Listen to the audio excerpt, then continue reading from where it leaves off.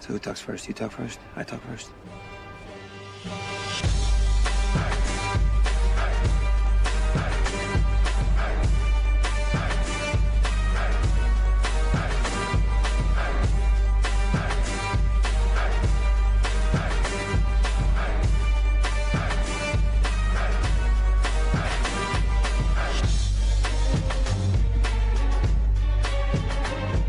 Ladies, gentlemen, ladies, gentlemen, ladies, and gentlemen, and ladies, and gentlemen of a clone age, welcome to Hell of a Pilot, episode 44. With me tonight, and as always, on my right, the dashing duo, the dastardly, devilishly handsome... something else funny starting with a D. Lachie and Mike. You just really wanted to say duo again, didn't you? Yeah, I ran out of the... It's like Dynamic? The dynamic... Yeah. Dynamic duo.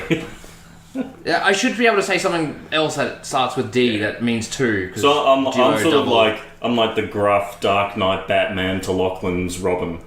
Yes, Lachlan, you are always Robin. Aww. Hey, look, have you seen Robin in like the Arkham series? The video games? Yeah, he belts people with the stick. Actually, if we're talking about the Arkham series, I'd be Nightwing. You would be Nightwing. Yeah, you would. That'd be alright. Mm-hmm. Yeah, what about just the Arkham Knight? Who's just... The Arkham Knight was a terrible game. Yeah. Like Jason Todd? No, I got no problem with Jason Todd. I'm just talking about the series of video games. Like, we'll make a stealth game that kicks ass, and then we'll force you to drive a tank. Yeah, the third one. It makes no sense. Yeah, it's like, the first one was brilliant. Oh, the first one was so good. 100% of that. I've 100% of very few games, but that was one of them I did because it was just that good. Days of my life were lost in Arkham City. I bought like every DLC for Arkham City. I don't think I've ever bought DLC. Period. No, I have. Well, for a few games, I have. Yeah, definitely. It depends. But... Oh, right. Oh, we're talking... X-Wing. Oh, we're talking about a completely other fandom. Mike and I just spent like a half an hour drive to get here talking about Batman almost the whole time. So. Oh, really? So, Star Wars. We're talking about Star Wars, guys. That's alright. Not every other one of our hobbies. It's raining. It's a bit miserable in the day of Melbourne. The sky is weeping for our final episode. Exactly. It's thematically appropriate. Yeah. What's on the show today, Mike? It is a action-packed, bumper-packed, over-the-top, so much content in their show. We are talking about Clone Wars spaceships. We're talking about the TIE Silencer, which is coming out, or just come out today. We're talking about the A-Wing, which I know, Lachie, you're keen on. Well, you used to be an A-Wing fan. You used to like A-Wings. Until A-Wings weren't cool. Yeah. We're going to do some made more. A-Wings great again. Yeah, make A-Wings great again. Yeah. And then I think, of course, HoloNet News. And also, did we mention is this the final? Yeah, this is the last. This is the last one. Yeah. So it'll be a big one. It will be. We're going to talk about the Resistance bomber as well. Yes. Because we we waited nearly a month. Well, not waited, I think. We just had a lot of stuff happening. I think, and you get a couple of weeks, you had to work it. Oh, yeah. And you went to Japan. Yeah. So, the reason we have delayed for so long was, I was in Japan, and we recorded, like, the day before I left. Just so as soon as we got back, there wouldn't be, like, a huge delay. And then as soon as I got back, my boss was like, listen, Owen, we're working night shift. I'll see ya. And I was like, great. All right, guys. So Thanks. I have to delay for a couple of weeks. But yeah, in all that time, more and more and more articles kept coming out. So I put a post on Facebook saying that, all right, let's let the audience decide which things we should talk about, and we'll skip the rest of it. And that means I don't get to talk about the X-Wing tonight because democracy is stupid. All right, so veto democracy, you have exactly 15 seconds to talk about the X-Wing. Go. LOSD, LOSD, LOSD, LOSD, LOSD, LOSD, LOSD, LOSD, LOSD, Is he good? LOSD. Yeah, he's way better than in first edition. Nien Num's pilot ability doesn't make very much That's sense. enough out of 15 seconds. No! All right. All right, it's on with the show. Good day, citizens, and welcome to HoloNet News. Well, folks, the numbers are in, and this year's Piloting Academy exhibition, or PAX, was a complete success. Ever since the event numbers of new recruits are through the roof, with more and more people wanting to fly for the Empire every day. And their timing couldn't be better, as other recent events have shown that the future of the Empire is headed in a bold new direction, and we'll need all the new pilots we can get to help us with these bold changes. For example, members of the public should be excited to know that to aid our tireless military, the Emperor has constructed a second peace sphere, even bigger this time, so it can fit even more peace than the first one. To political news now, we're just getting word from this second peace sphere of a slight leadership change in Imperial High Command. In times of crisis, it is not uncommon for such alterations to occur, so there's absolutely no need for concern. In any case, the results of this reshuffle are that the Emperor has been murdered, is definitely dead, is never coming back, beloved Imperial hero Darth Vader is the murderer, he is also dead, and also the second peace sphere has been destroyed. Nobody expected the Emperor's most trusted agent to turn on him this way, which just goes to show that at the top it's hard to get good help even if you build it yourself. Now that this story has been made public, we at HoloNet News feel it is important to clarify and correct the way the details have been presented by other networks. In particular, you deserve to have the complete context surrounding the comment that the Imperial leadership has exhausted all its options and has gone into full retreat in the unknown regions. This is merely enemy propaganda. In truth, it should have said the Imperial leadership is exhausted and have gone to a retreat in the unknown regions. Yes, the unknown regions retreat, the galaxy premier spa and wellness center where the greatest minds of our time can mingle, meditate, relax, and get away from the strife of the war. In fact, let's cross live to our in-the-field reporter who's at the retreat right now talking with Wraith Sinar about the future of the Imperial Navy. Good day, citizens. This is HoloNet Newsfield reporter reporting from the field. With me now is Wraith Sinar, CEO and Chief Engineer of Sinar Fleet Systems, the man many of you will know as the designer of the Noble TIE Fighter. Mr. Sinar, what are your feelings about what happened today? Today was fantastic. I discovered a cocktail called White Corellian. Ever had one? It's bantha milk and Corellian calf spirits. I've been drinking them all afternoon in my chambers. The resort put a magnificent Lothcat rug there too. Really ties the room together. No, sir. I was referring to the fact that the Emperor was killed today.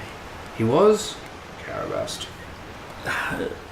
Isn't that why you're out here? Designing new vessels to bolster our forces and get revenge on the rebels?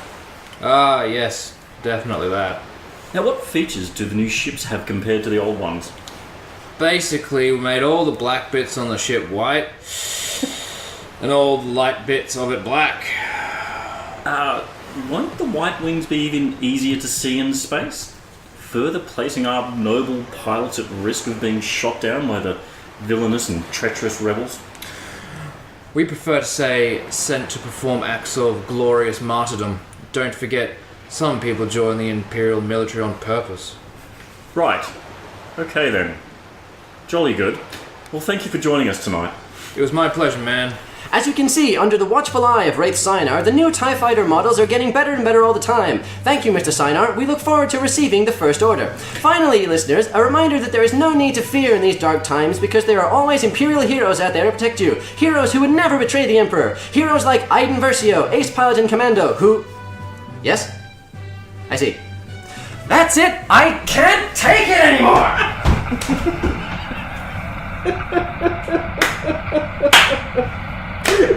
Oh god, that's good. I liked your First Order joke. That was fantastic. So, my favourite, and this goes right back to think of like episode 1 or 2 we recorded, where we were joking about the Death Star as the peace sphere. Yeah. More peace in this one, I think. Stick even more peace in this sphere. Wow. You know what? I don't know. Owen, if you want to do this, or some other listener, somebody should stitch together all the HoloNet news into a single recording. I'd like to see if there's like a narrative that goes along start to finish about like the peace sphere being built and now destroyed and now built again and then destroyed again. You're like, alright, listen. That's it. Someone in accounting is flipping tables. And what happens when you get to the sort of the destruction of the next peace planet, the third peace sphere? That must have happened because in the old EU, like the Empire and later the Imperial Remnant were coming up with a super weapon like every second week. Yeah. There were heaps of them. Like there was the Sun Crusher, I think was Wasn't one. that the one that could just like remove galaxies because it just destroys the sun and everything just flies out of orbit? I think so, but like what I'm getting at is they like after a certain point, guys, like, stop building super weapons. Clearly doesn't work. Over-investing. I mean, Holonet News would probably say, no, we need super weapons because it keeps people employed. Yeah. But, I don't know. It's done with droids, you idiot. Yeah, build that spear. Build that spear.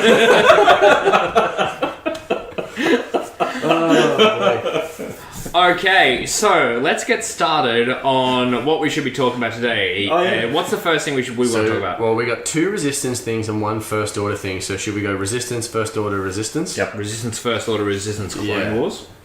Yeah. Yeah. Alright, because I want to talk about the Clone Wars because I'm really excited about the Clone Wars. I'm so excited. I didn't know I was going to be excited, but now I'm excited. Yeah. All right. Well, what's first then, anyway? Let's go with the disappointing wing. The disappointing wing. Yep. All right. Okay, so I guess you're gonna have to say why you think it's disappointing. Well, honestly, it's mostly the 2 red at the front and or back. It's just unnecessary. It needed 3. It just can't do it. It just can't be done. Yeah, look, I concur. Look, I've started playing a bit in 2.0 now, so I've been getting back to weekly games. I've been enjoying it. I think it's an A-wing. I mean, these things fly beautifully. They're so much fun to put on the table. Yep. You fly around your enemy. You leave them in the dust, and then you point those guns at them, and then nothing. Yeah, then nothing happens. Yeah. And then followed swiftly by also you can't boost and barrel roll, which is what made the A-Wing so good in the first one. Because yes, you could boost and damn sure you can barrel roll, but no, not in those orders. Well, after you perform an action, you may perform a red boost action. So you could barrel roll and then boost, but then you're stressed and. So that's basically I can't remember his name. That guy's ability, but Jake? Yeah. I don't know if I don't want to say it's bad because like the data's not in yet for that. Like in Australia, this has only just come out today. And I don't have a problem with ships only having 2 red dice, but I think it makes more sense for a ship to have 2 red dice standard, and then you load that ship up with some ordnance. The A-Wing has, I think, just the 1 missile slot. Okay, fine. That makes it a support ship, a ship that kind of buffs your allies. Like, there's a place for that in the game. I get that. But a few of these abilities that have to do with the bullseye arc, and Look, I'm okay with the bullseye arc because I've been flying Suntir a bit, and on an interceptor or an A-wing, it's actually surprisingly a lot easier to get that bullseye arc where you need it. So I'm not too concerned about that. I just think Owen. I think why we would use the word disappointment wing is because I think there was an opportunity here to make it maybe a little bit more, beefier, a bit punchier. Yeah. That's my feeling. Maybe that's personal preference. Maybe people love them, but I just feel that it's still got the 2 hull and 2 shield. it's fragile still. It's always been fragile, and now it's still just as fragile. Okay. You can't rotate your arc unless it's a red action. So that's another thing. Like, even if you're being chased, you can't sort that out. You are now stressed. And if you've done anything to prevent that stress, like doing a K-turn or something like that, you just can't do it. Alright, well, I was going to talk about tally first, but now you've made the point of 2 hull and 2 shield for only 4 health in total. Talk about lovely lady lumps, the other initiative 5. Lulo Lampar. While you defend or perform a primary attack, if you are stressed, you must, which is in bold, roll 1 fewer defense die or 1 additional attack die. Like, yeah, that's 3 red dice on an A-wing, but like, if you're going to joust with something, joust with an X-wing, because it's only got 2 green like this would have, but it's got a bit more hull. Like, you're really hoping that this guy's initiative value is going to save you, because if you get stressed and you get caught in an opponent's arc with 2 green dice and 2 hull and 2 shield, you're going to be in a lot of trouble. That's a dead A-wing. But what I'm saying as the criticism of this ship is probably just my playstyle. Like, there are going to be people out there, like more advanced players than me, who are going to be able to do that. Like, I'm just saying I couldn't do it, but like, if we're casual players, then anything we're worried about. But the stress matter is real. Yeah. Yeah. So it's probably going to be stress. Any player has any remote sense of stress matter on that thing, will be like, all right, focus her down immediately. All right, maybe she's now stressed. She can't. He's a he, but What? Oh, sorry. Yeah. I looked at Lulu Lampa and assumed. Yeah. That's not 2018 of me. No, That's so bad. Let's just call them Z. Z. I didn't know what Z can do. Yeah. Look, the thing which... The other thing is, is that you really live and die by your green dice in the current game. Yeah. Like, you don't have too many mitigating things, so one bad roll on this thing, and you can pretty much almost take it off the board. So especially with this thing, you can't fortress up. No. Because you don't have any actions that can go into other actions. Basically, you can't evade into focus. You can't, target lock into an evade or anything like that. You have to take an evade and then hopefully get out of arc with it. So the thing about the old A-Wing was, what made it so survivable was the action economy with how many actions you could pack in there to mitigate the incoming damage. Yeah. You just tank up with a focus and an evade, and you'd have all the green dice, and you'd be generally pretty good. You would certainly hope so, because if you're not, then you're just in trouble. Yeah. It's the same problem with this. This guy just doesn't really seem to have it. Doesn't have the punch. Yeah. Well, what I will say is, to a certain extent, you have control over when you're stressed. Like, you're right, there is a stress meta. Like, there's the crits and stuff that give you stress, but then again, if you take a crit on this guy, you're close to death anyway. But what I'm getting at is, like, you have the choice to not stress yourself with actions. You have the choice to not do a sloop or a K-turn. You could, your initiative 5, which is pretty high, you could fly past someone, do a focus, and then rotate the arc backwards and have 3 or 4 shots into the back of them, and they're behind you, so they can't shoot you. Like, that could work. But there are going to be times when you're forced to, say, do a red move to not fly off the board, for example. You will get that 4 shot off exactly once per opponent. And you'll potentially every game wind up in a spot where you're stressed and you don't want to be. Like, I guess I just feel like the risk involved in this pilot is a risk that I wouldn't enter into. Yeah. Just for one more red dice. Yeah. So you're looking at 3 red dice. I mean, we'll just get an X-wing. Yeah, exactly. And look, I think it's always interesting. This is a direct analogous ship to the Imperial TIE Interceptor in many respects. Now, the Interceptor, on paper, you'd say, that only has 3 hull. Those things are fragile, but there's a couple things. The boost barrel roll? Boost barrel roll. 100%. On the new Suntier, I've been flying the new Suntier. He's a beast. Absolute beast. And you can line up that firing arc, and you're doing really well. Yeah, how many times did I hit your Suntier the other day? Once? Yeah. And the other thing is also 3 red. Yeah. You just get it. You get your Interceptor into range 1, and you've either got Predator, which you should staple to the Interceptor, and you're just putting out really good damage. All right, Lachie.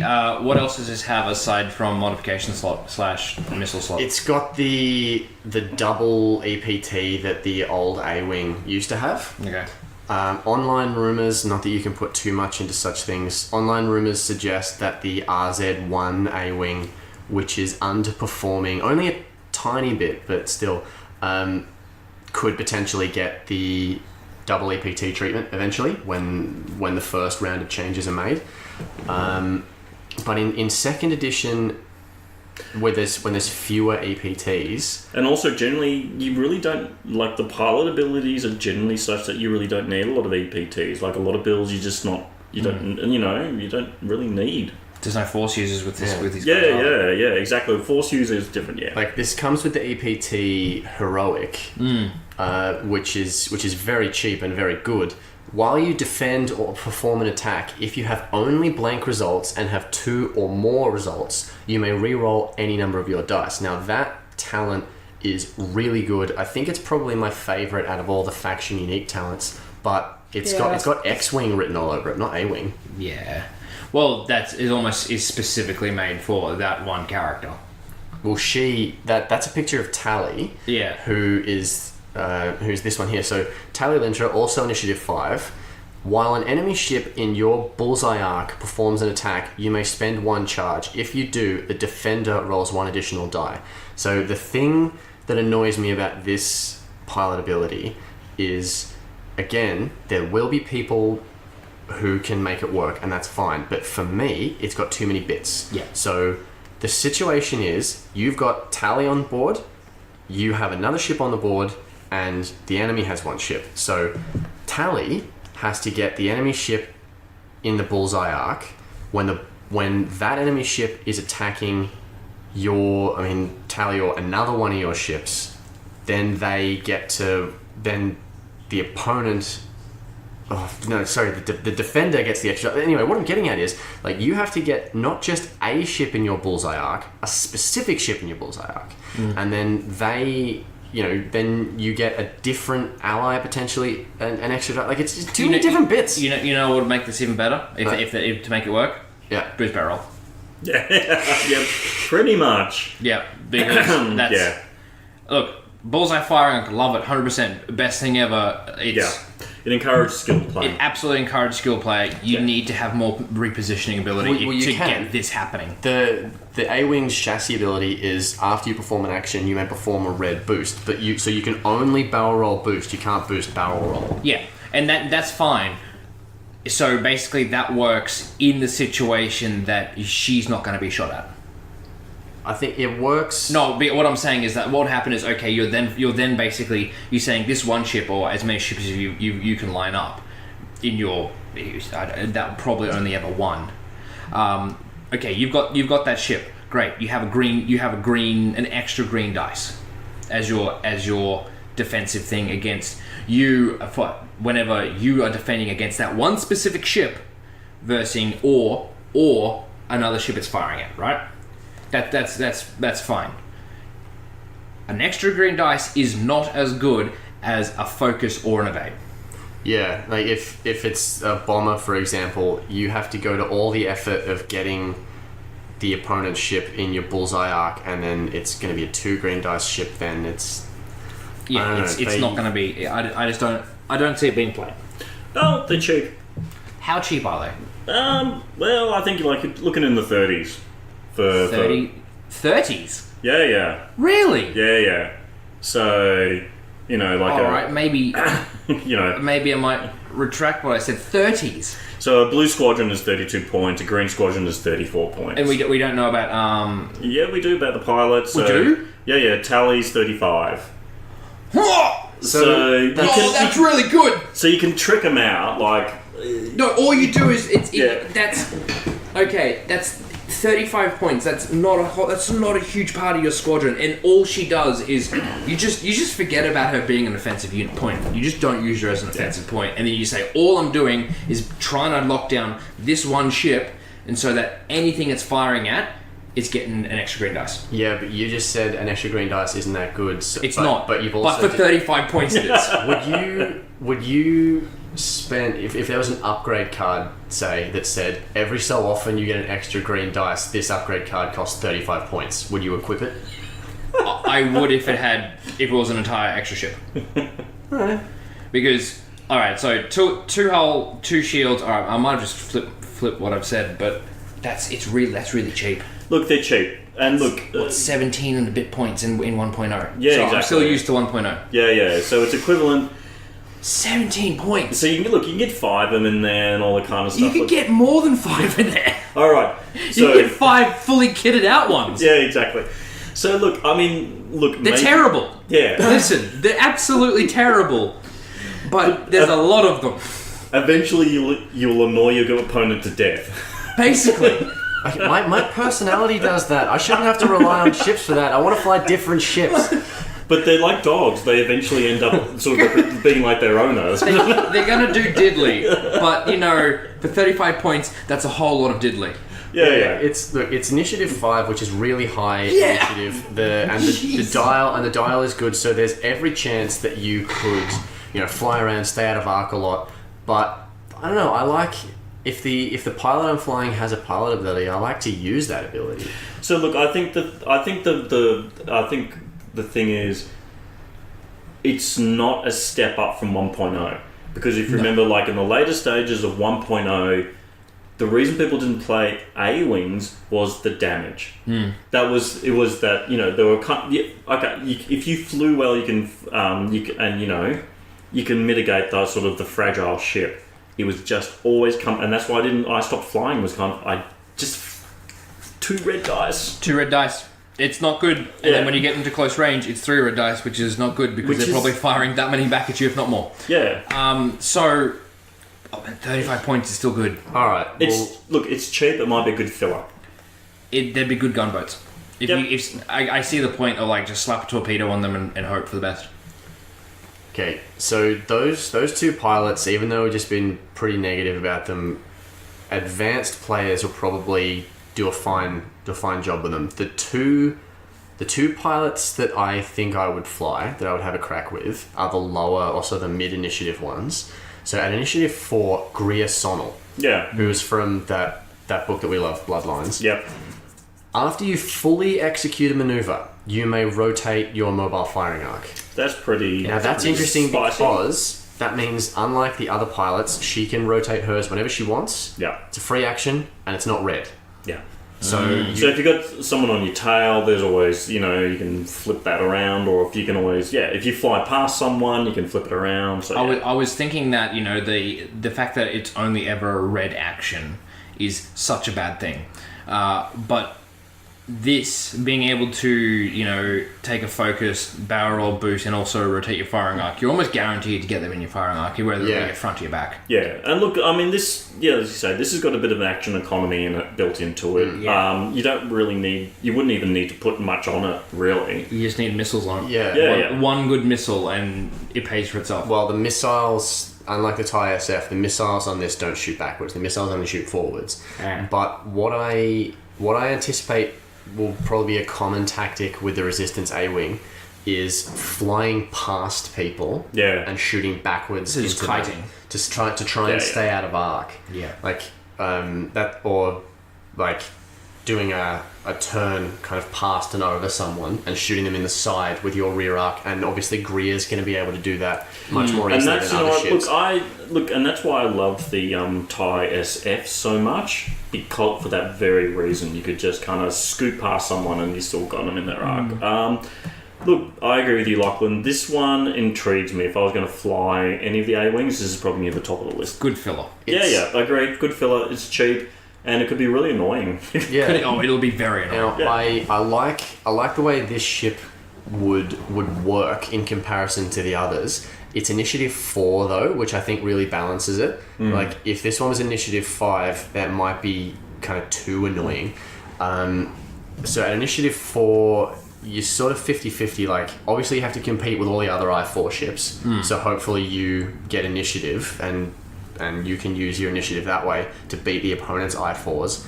There's not heaps of I-6s, so maybe you get lucky and the opponent won't have one, but there's heaps of I-5s. Yeah. So you're always firing after someone. Yeah. But still, if the initiative was much higher, then it might be too much of a pain in the butt. So down to initiative 3, Zari Bangle. You do not skip your perform action step after you partially execute a maneuver. Fantastic. So if you bump into someone, you can still... This is the blocker. Yeah. This is the ace blocker. You can bump into someone and then boost past them. Yeah. Yeah, you could. Bump into someone, boost past them, rotate your firing arc. Yeah. Love it. It's so annoying. I love it. Well, I don't know. Maybe we're coming around on these things. Maybe I am. This is all right. Yeah, it's terrible. I love it. You know what? It's kind of janky fun. It's really bad. Yeah. Let's not mince words. It's a really bad ship. Yeah. I mean, but it feels like it could be fun. Yeah. Casual play, lots of fun. Casual play. Wouldn't see it in a tournament ever.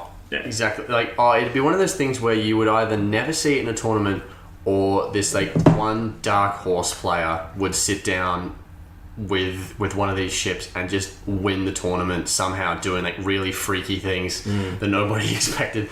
But yeah, I assume this man wears an overcoat. That we absolutely. Look, it's going to be.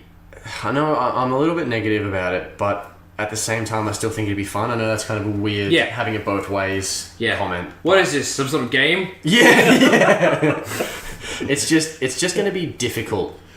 That's all. I think speaking for myself as somebody who's really casual, I'm going to struggle with it, I think. Yeah, the person who takes worlds with a 5 of these is playing 4-dimensional X-Wing. They're just operating on a different level.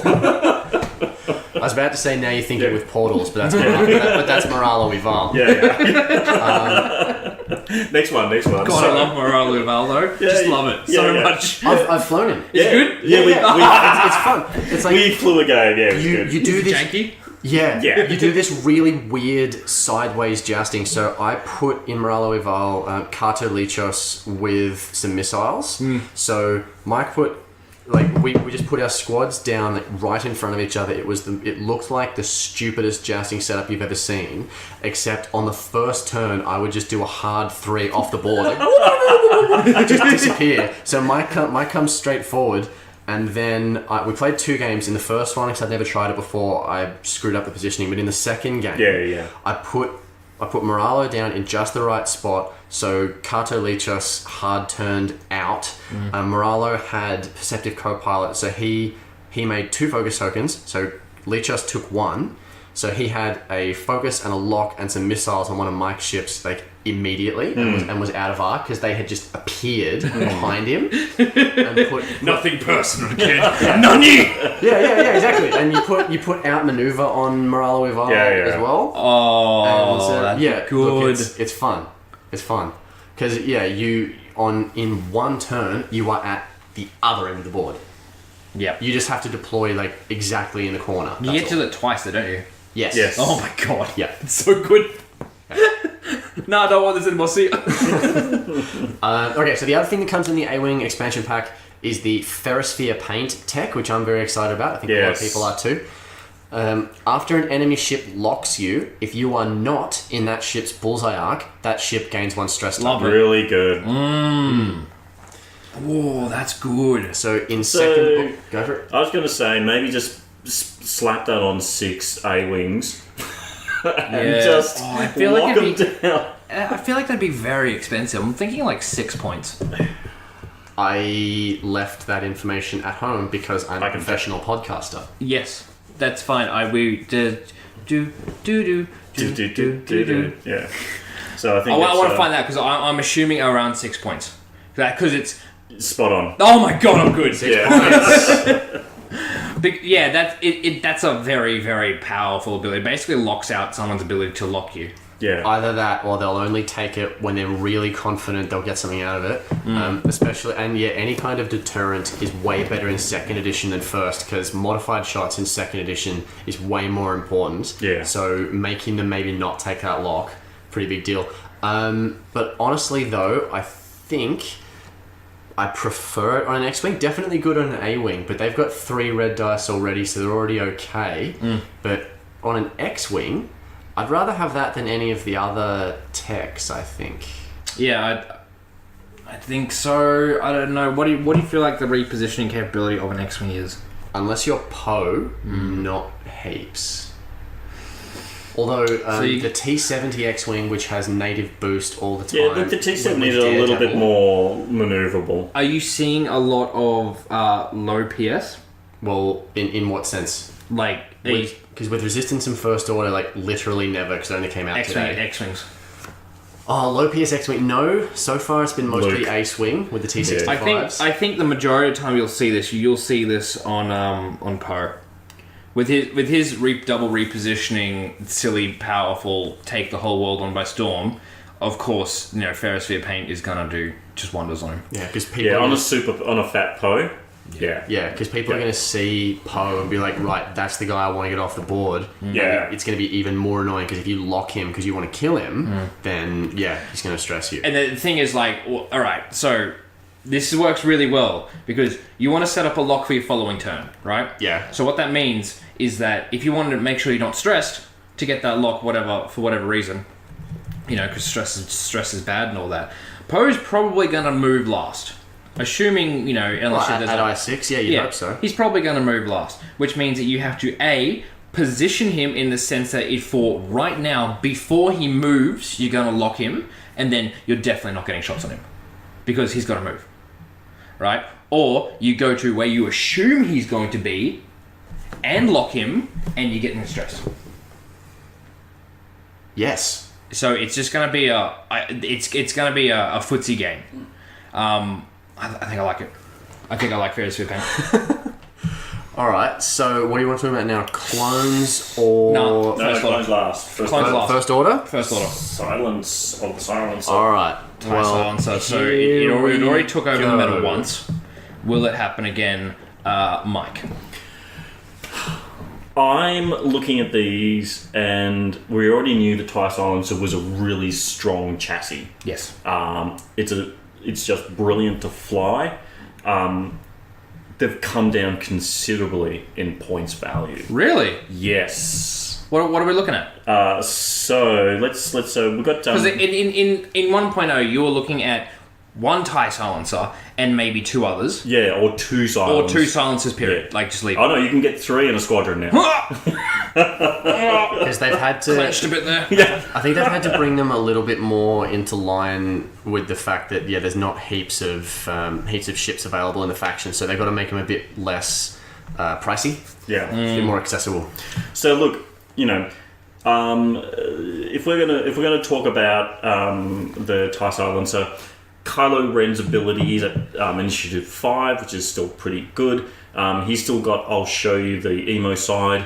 So God, that joke is just not aged very well. no, I'm sorry. It just Wow, just cut the man right down. yeah. That I'm sorry, but like Sorry, Crime Stoppers, I just witnessed an assault. oh, Yeah, sorry. That's we alright. all had our emo phases. yeah. Kylo just keeps going. Not me, I'm a dancing ball of sunshine. You're a piece of you. Look, it's Christmas, but let's not go there.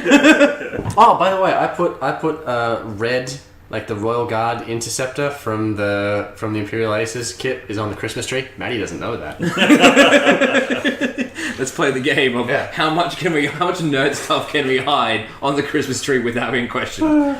Yeah, Kylo is still expensive, 82 points. The chassis is good. It's got 3 red, 3 agility, 4 hull, 2 shields, and Kylo comes with 2 force powers. Oh my god! The force power there's an interesting force power that comes in this one.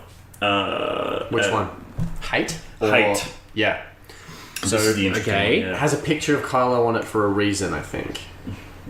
So, looking at height, after you suffer 1 or more damage, recover that many force tokens.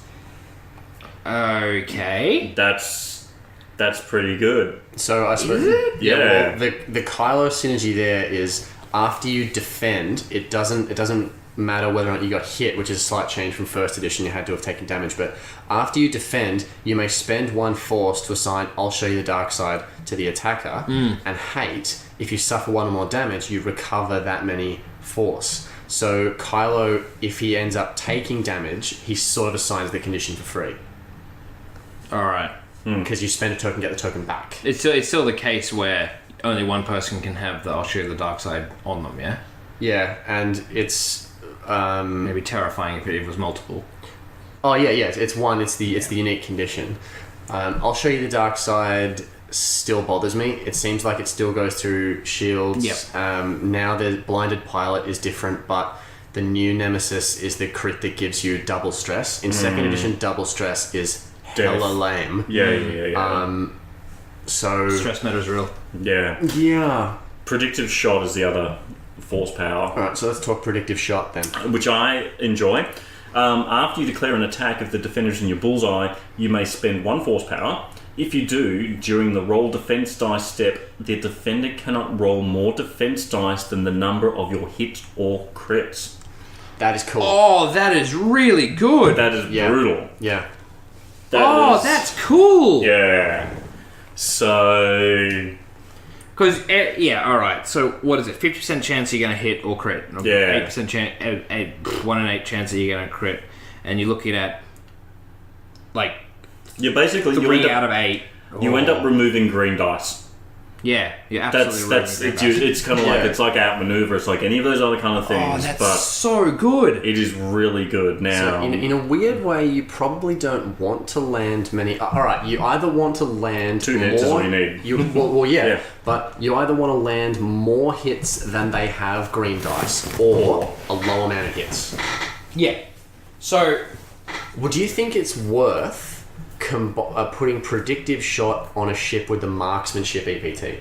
Like, this power only works if it's bullseye, same as marksmanship, and one of those hits will be a crit, and if the only hit you get is the crit from but you marksmanship... can't put EPTs onto Force users. No, you That's can't. definitely correct. Yeah, I you said can't do thing that. wrong on purpose. Yeah. Yep. You it was testing. You were testing us. I passed. Yeah, you did. So look, you know what's really good about that predictive shot? I was thinking about, would it be better to be in close range or long range? It's absolutely better to be at long range. Yes. It takes their 'Cause it takes the range full- dice away. Yeah. Yeah. But the issue is then it's still in a bullseye arc, and the bullseye arc is harder to get at long range than at close range. Yeah, true. now- But look, I'm going to say, this is comparable in the way it handles to an interceptor. Getting bullseye's arcs on these ship is not that hard. Yeah. I'm going to say it's actually... Alright, so with an interceptor, is there is there a Force user on an interceptor? No. Didn't think so. That'll only happen if they introduce... Because at the moment there's only 2 unique pilots for the Interceptor. In a future pack, if they introduce more unique pilots and decide to go with old EU, they could introduce Kirkanos and There was the other dude, the other one of the the Imperial other- Guards. the Force sensitive Imperial Guard pilot. They'll probably just introduce your law section Your mate. person from last time. Rexler? No, Sienna Rhee. Sienna Rhee, Who doesn't have the Force. But anyway, what I'm saying is, in a very long-winded way, there could be a Force-sensitive interceptor pilot. Okay. Auto thrusters. The other thing on this ship is that auto thrusters, after you perform an action, you may perform a red boost or barrel roll action. This thing's hey, gonna look, be... you can just boost barrel roll. This thing's going to be a beast. Yeah, this This is going to be absolutely terrifying. I was almost tempted to go out and buy 2 more silencers today just to get You would. How many silencers do you have now? just one. If you want, in the next printing, have you seen what the new minis are going to look like? The next No. printing of the end of the silencers, a bit different, bit smaller, bit sleeker. Good, I'll wait till then. Oh, really? Yeah. Probably cheaper as well because they came in one day like a small base In and the like large base box. Yeah, there was a bit of an outcry about that. Yeah. It's completely fair. But yeah, Kylo at Initiative 5 with that chassis, even if you don't use his ability, even though you probably will, it's a powerful ship. It's going to be good. Yeah. And the dial's good too. It's lost a tiny bit of blue/green, but it's still going to be good. Yeah, it's definitely going to be. And these things are up there. fast. It's a 5 blue. Yeah. 5 blue. 5 blue. Oh, Yeah. And with 2 Talon rolls and a nice 4K turn. Blackout. Much the same, if I recall, from Edition 1. While you perform an attack, if the attack is obstructed by an obstacle, the defender rolls 2 fewer defense dice. which is really just 1 fewer defense dice because they get +1 from the obstacle. But if you got a low agility ship on the other side, Yeah. At first, I was a bit negative about this ship, but one of our listeners, Dan, he sent me a message and he was like, "Well, second edition's a bit different than first, and this ship will be much more powerful by comparison." And so, at first, I used to think Blackout was kind of a laughing stock, but in second edition, if you can line up a shot that takes the dice away from somebody, and if you've got trick shot on Blackout, you could really, and again, Initiative 5. I think you think you'd be throwing a whole lot of eggs into one basket with trick shot and Blackout's ability. It's cheap though. Yeah, fair enough. And if you run a support shuttle, you could coordinate him so that so there's the opponent with a rock in front, and then you shoot through the rock. Even though you're facing right at it, you're going to smash into it. On your next turn, you coordinate a barrel roll. Yeah. And so if you're a bit smart, and if you put a bit of thought into it, Blackout will probably do the work for you. Yeah, I like it. It's doable. It's It just the whole thing. The chassis is terrifying. The whole thing is terrifying. Yeah. I am terrified. Oh, what has I happened? nearly forgot as well. Predictive shot. The force power is for anybody. Hate is a dark side only EPT. That's not surprising. So To move on to our next favourite. Anger leads to hate, Yeah. and Alright. hate leads to recoil. I'm intrigued by this one. Recoil. Recoil is the one I'm most excited about because I really like the TIE silencer as well, and hang on a second, have I opened up the wrong thing here? No. Alright, anyway, so recoil. While you are stressed, you may treat enemy ships in your forward firing arc at range 0 to 1 as being in your bullseye arc. Predator. Marksmanship. Marksmanship. Yeah. Range Predator. range 1 crits. Yeah, range 1 crits. Proton torpedoes. Yes. Advanced proton torpedoes. Yes. No. They only take missiles, though. Prockets. Yep. Prockets at range 1 is now full bullseye arc. So That's good. I was thinking about it. If you put Prockets and Marksmanship on the ship, it costs the same as putting only Advanced Proton Torpedoes, and you get the same thing, because Advanced Proton Torpedoes flicks out a crit, and Marksmanship would flick out a crit as well. The reason I'm slightly more tempted to go with the Procket Marksmanship combo, even though it's the same points, is Marksmanship would work always. Once you fired your ordnance, then your normal shots still do crits, and if you do happen to line up a bullseye arc shot at range 2, you still get your Prockets. So that's slightly more tempting. The other thing is that with recoil, if the front firing arc at range 0 to 1, okay, it's easier. No one says easy, but it's easier to get into the bullseye arc in range 0 to 1. Yes. If this was like at range 3, from 2 to 3, consider it in your firing in your bullseye firing arc. It'd be real expensive. It'd be incredibly expensive and really, really good. But range 0 to 1, not great. Not great. Well, it's good. It's just not. I wouldn't, Yeah. The thing I like about this, base cost is 63 points. It's pretty. That's. You're getting 3. Yeah. Yep, that's pretty good. That's pretty good. Well, So one of the 63 points for recoil. The generic one is 56 points, Yeah, I'd take the generic over this. or 62 at initiative 4. I'd take. Well, what do you know what his initiative is? His is 4. Yeah, I'd just take the initiative. I'd just take the regular one. So the test pilot, which comes in at initiative 4, also has an EPT. Isn't it initiative 3? Oh no, this is another Avenger. Avenger. Avenger, yeah. So Avenger assembles at initiative 3 for 62 I points. see what you did You were there. waiting for that. No, I really wasn't. I can be unfunny on cue spontaneously, you know. After another friendly ship is destroyed, you may perform an action even while stressed. So this is like a small TIE swarm and a silencer. You would probably... Yeah. It's leaning a little bit into Resistance Chewie territory. Yeah. Kind of planning to fail. It's not bad, but I think it's definitely going to be the least popular. Yeah. Like I don't like it. for the same amount of points, you can take a generic and go up an initiative. Yeah. Yeah, I Take a agree. generic. So like the first order test pilot is initiative 4.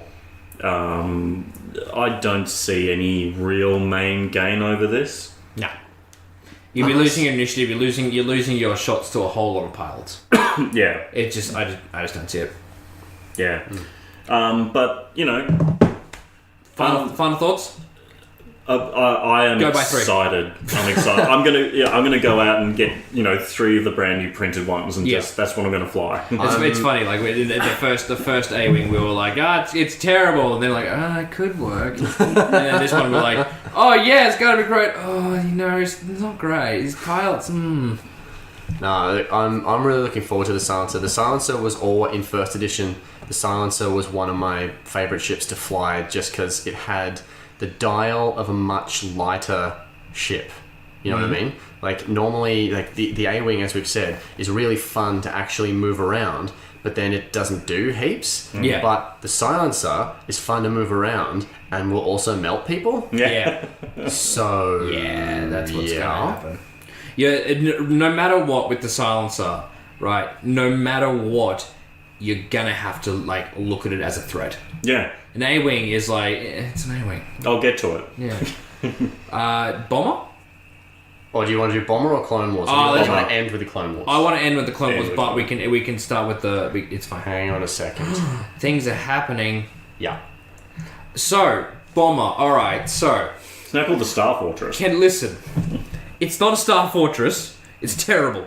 Yeah, it's not much of a fortress when it sets on fire very easily. Very, very quickly. Yeah, but that it's a callback. It's supposed to be analogous to the old B-17 flying fortress of World War II. I know, but it's I'm not so bad. I agree. Okay, so I was watching this YouTuber, can't remember his name, and he was basically, he's not an X-Wing player. Yeah. And this whole thing, he was just chatting about the fortress itself, and I'm talking like canon. He's like, this makes no damn sense. Yeah, This yeah. makes absolutely no sense. Because you're looking at a gun, you're looking at an armament that they always have some sort of payoff of like, you know, the A-wing is fast and it can do some shoot stuff, but it'll die pretty quickly. Next wing's a bit more rugged, has bigger guns, but it's a bit slower. The fortress has terrible guns, terrible point defense systems. It's so big that like cannons from like turbo cannons Yeah, I could hear are that. a big threat to it. Yeah. So you're looking at... So everything can kill it very quickly. It's very slow. Its guns are really bad. And it can drop bombs in one direction. Mm-hmm. It just doesn't make any damn sense. It does seem to be very much all eggs in one basket kind of scenario, because as we saw from the film, and I don't dispute a single word of what you just said, but as we saw in the film, once the bomber gets to the intended victim has a very, very bad day. Yeah. But I suppose... I completely agree with that. But, like, if you know that's how your ship is going to work, make it less killable on the way. Like, unless... Maybe also make the bombs, fired directionally, not directly down. As though there was some kind of trajectory simulator. Maybe there was a fourth dimension in space where it could, like, just turn upside down and just launch them. So... There's a Facebook group, FFG Buy, Swap and Sell Australia, which I assume every country or most countries will have regions with a group like this. You know, you sell X-Wing stuff and swap it with each other. After this kit was spoiled, the group was just on fire with people saying, hey, does anyone have a resistance bomber they're selling? Because people who didn't want a bit of it in first edition were like, oh, does this ship have a 3 primary red dice? I maybe want this ship now. Ooh. But also, anybody listening to this, I tried to buy one in that exact group and no one was selling any. So if anybody is selling one, just hit it up. Just want to let you know. But yeah. Let's talk about the ship. Okay, well, here we go. So, Finch Dallo. Before you would drop a bomb, you may place it in the play area, touching you instead. Yeah, that's good. Initiative 4. Yep, that's really good. Yeah, that is good. That's really good because you're either, I've never minded bombers in the middle of the pack because you're going to have either a bomber in the middle of the pack. When I say like initiative middle of the pack, because you're either going to have a bomber who's going to move last, and then you can place your bomb wherever you want, or you have a bomber who is basically just a no-fly zone. Yeah, low initiative bombers are no-fly zones, and this one is fantastic because this sort of like it says touching you basically means anywhere. Anyway, that is just such a big no-fly zone for him. Yeah, it's not only at the back, and even if it was out the back, it's not the distance far. of one. Yeah. Yeah, it's good. I like it. So it's only bomb, which means not mine. If you could drop anything, they would say device. So this is, I think, this would still have to happen in the system phase, wouldn't it? Probably. So, I guess. Well, that's when you're supposed to drop the bomb, or whatever the bomb, whatever the text is on the card. Yeah, still a huge no-fly zone. But what I mean is, it's still, the initiative is probably not super relevant because it's not getting perfect knowledge. Like if it was, if it had the special ability, like you could, although I think, does not one of them have that? Anyway, it's still on the system phase, so you don't move and drop wherever you want. But yeah, you can sort of, if you've got an idea of where someone's going to be, you can kind of aim it sideways. And you might chuck ablative plating on one of these things. Before you would suffer damage from an obstacle or a friendly bomb, you may spend 1 charge. If you do, prevent 1 damage. It has 2 charges. That's fantastic. Like Finch might want that because he may end up being closer to one of the bombs. 70 points, which is not too bad. It's not too good. It's not amazing. Like 70 points base, and then you put a few bits and pieces on there. But I think, look, if you consider... Look, I never flew the bomber, so I know there was somebody in a Melbourne group who flew it a lot and did very well with it. So, but look, I think the stat line's really interesting. So, what is the stat line? So, like, what you actually get on this thing is a lot. You could really spend a lot of points on it. I don't think it'd be wise to do so. But if you consider the fact that you have on this thing a crew slot, 2 gunner spots. Wow. Okay. You got a device slot, a modification slot, a sensor, and a tech spot. So it's a real kind of toolbox. It is a toolbox, just like the first one. Let's just go over its stat line. Yeah. All right. So it has forward-facing firing arc for 3 red dice. Yeah, that's good. And also a turret. A bow tie turret. The bow tie turret. Well, firing both sides, and potentially at the back if they ever get behind you. And it's chunky. Yes. 12 total HP, 9 health, 3 shields. That's pretty good. Yep. Yeah, that's pretty good. So look, and also thematically, when it starts getting crits, it gets crits real bad. It runs out of shields real quickly. Yeah, I like it. I dig it. And it's got 2 gunner slots. It's the first ship in the game to have 2 gunner slots. And I think that's really interesting. So what do you think that means? Okay, I'm gonna tell you exactly what that means. I'm so glad you asked. So here's the thing, right? I'm not very good with bombs. I never use them. I never figured it out. But I like shooting stuff. So I'm wanting to try one of these things out as just a gunship. So just a pure gunship. Yeah. So remember Page Tico, the gunner card. After you perform a primary attack, you may drop 1 bomb or rotate your mobile firing. Oh my god, that's so good! So, hang on a second. Gets better. Veteran turret gunner, the generic. Yes. After you perform a primary attack, you may perform a bonus mobile arc attack using a mobile arc you did not already attack from this round. Now, one of my favorite combinations in the game at the moment is the Bistan gunner for the Rebels and Perceptive Co-Pilot. Now, Bistan lets you fire twice out of the same firing arc. Yeah. You just have to shoot at 2 different targets. Yeah. Which is fair enough. That balances it. But what I want to do anything in crew is I want to put Page Tico and Veteran Turret Gunner on the Bomber Pilot Venny.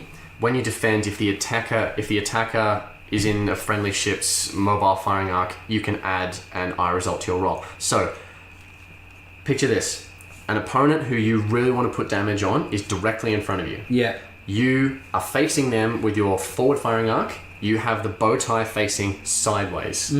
You shoot forwards.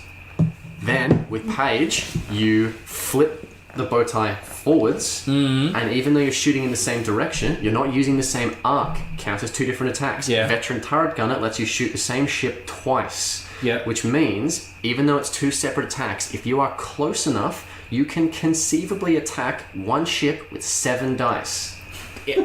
With 2 chances to mitigate. Yes, Doubling it's 2 the separate attacks. Yeah. But it's still... It's like it's some sort of fortress. Yeah. So I just like the idea of this ship flying around, just shooting. It's basically it's kind of like it kind of reminds me a little bit like of the Desi Yeah. in Edition 1.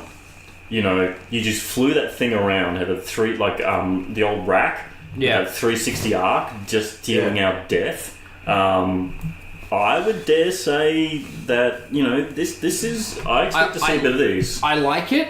After perform attack, I like it. I just... You're doing a 3 red attack, potentially 4 red. Yep. Followed by a 2 red attack, potentially 3 red. Yep. Yeah. Oh, it's not amazing. I just think it's a really fascinating thing. You can combine the two gunners, which normally you can't. Like, yeah. I think there will. So what are these other gunners I've got? You've got Fin gunner and you've got a ray gunner. You can add a blank at the front. There's Rose that lets you get a target lock as well. Oh, that's the money. Yeah, see, Rose, I was thinking of Rose. So you have the Tico sisters on this. Ray gunner. While you defend or perform a primary attack, if the enemy ship is in your mobile arc, you may spend 1 force to change one of your blank results to an evade or hit. Now that could help you, I suppose, stay alive a bit, but the force using crew characters are always really expensive. Yeah, I know. For crew, not gunner, I'm thinking potentially C-3PO on this, because that's one that allows you to coordinate. But do you yeah, potentially is yeah. But Paige, I do like Paige Tico. I it's really do. interesting. Not to like Plus letting points you of being able to drop bomb. exactly. Yeah. So actually, hang on a sec. All over that. Love it.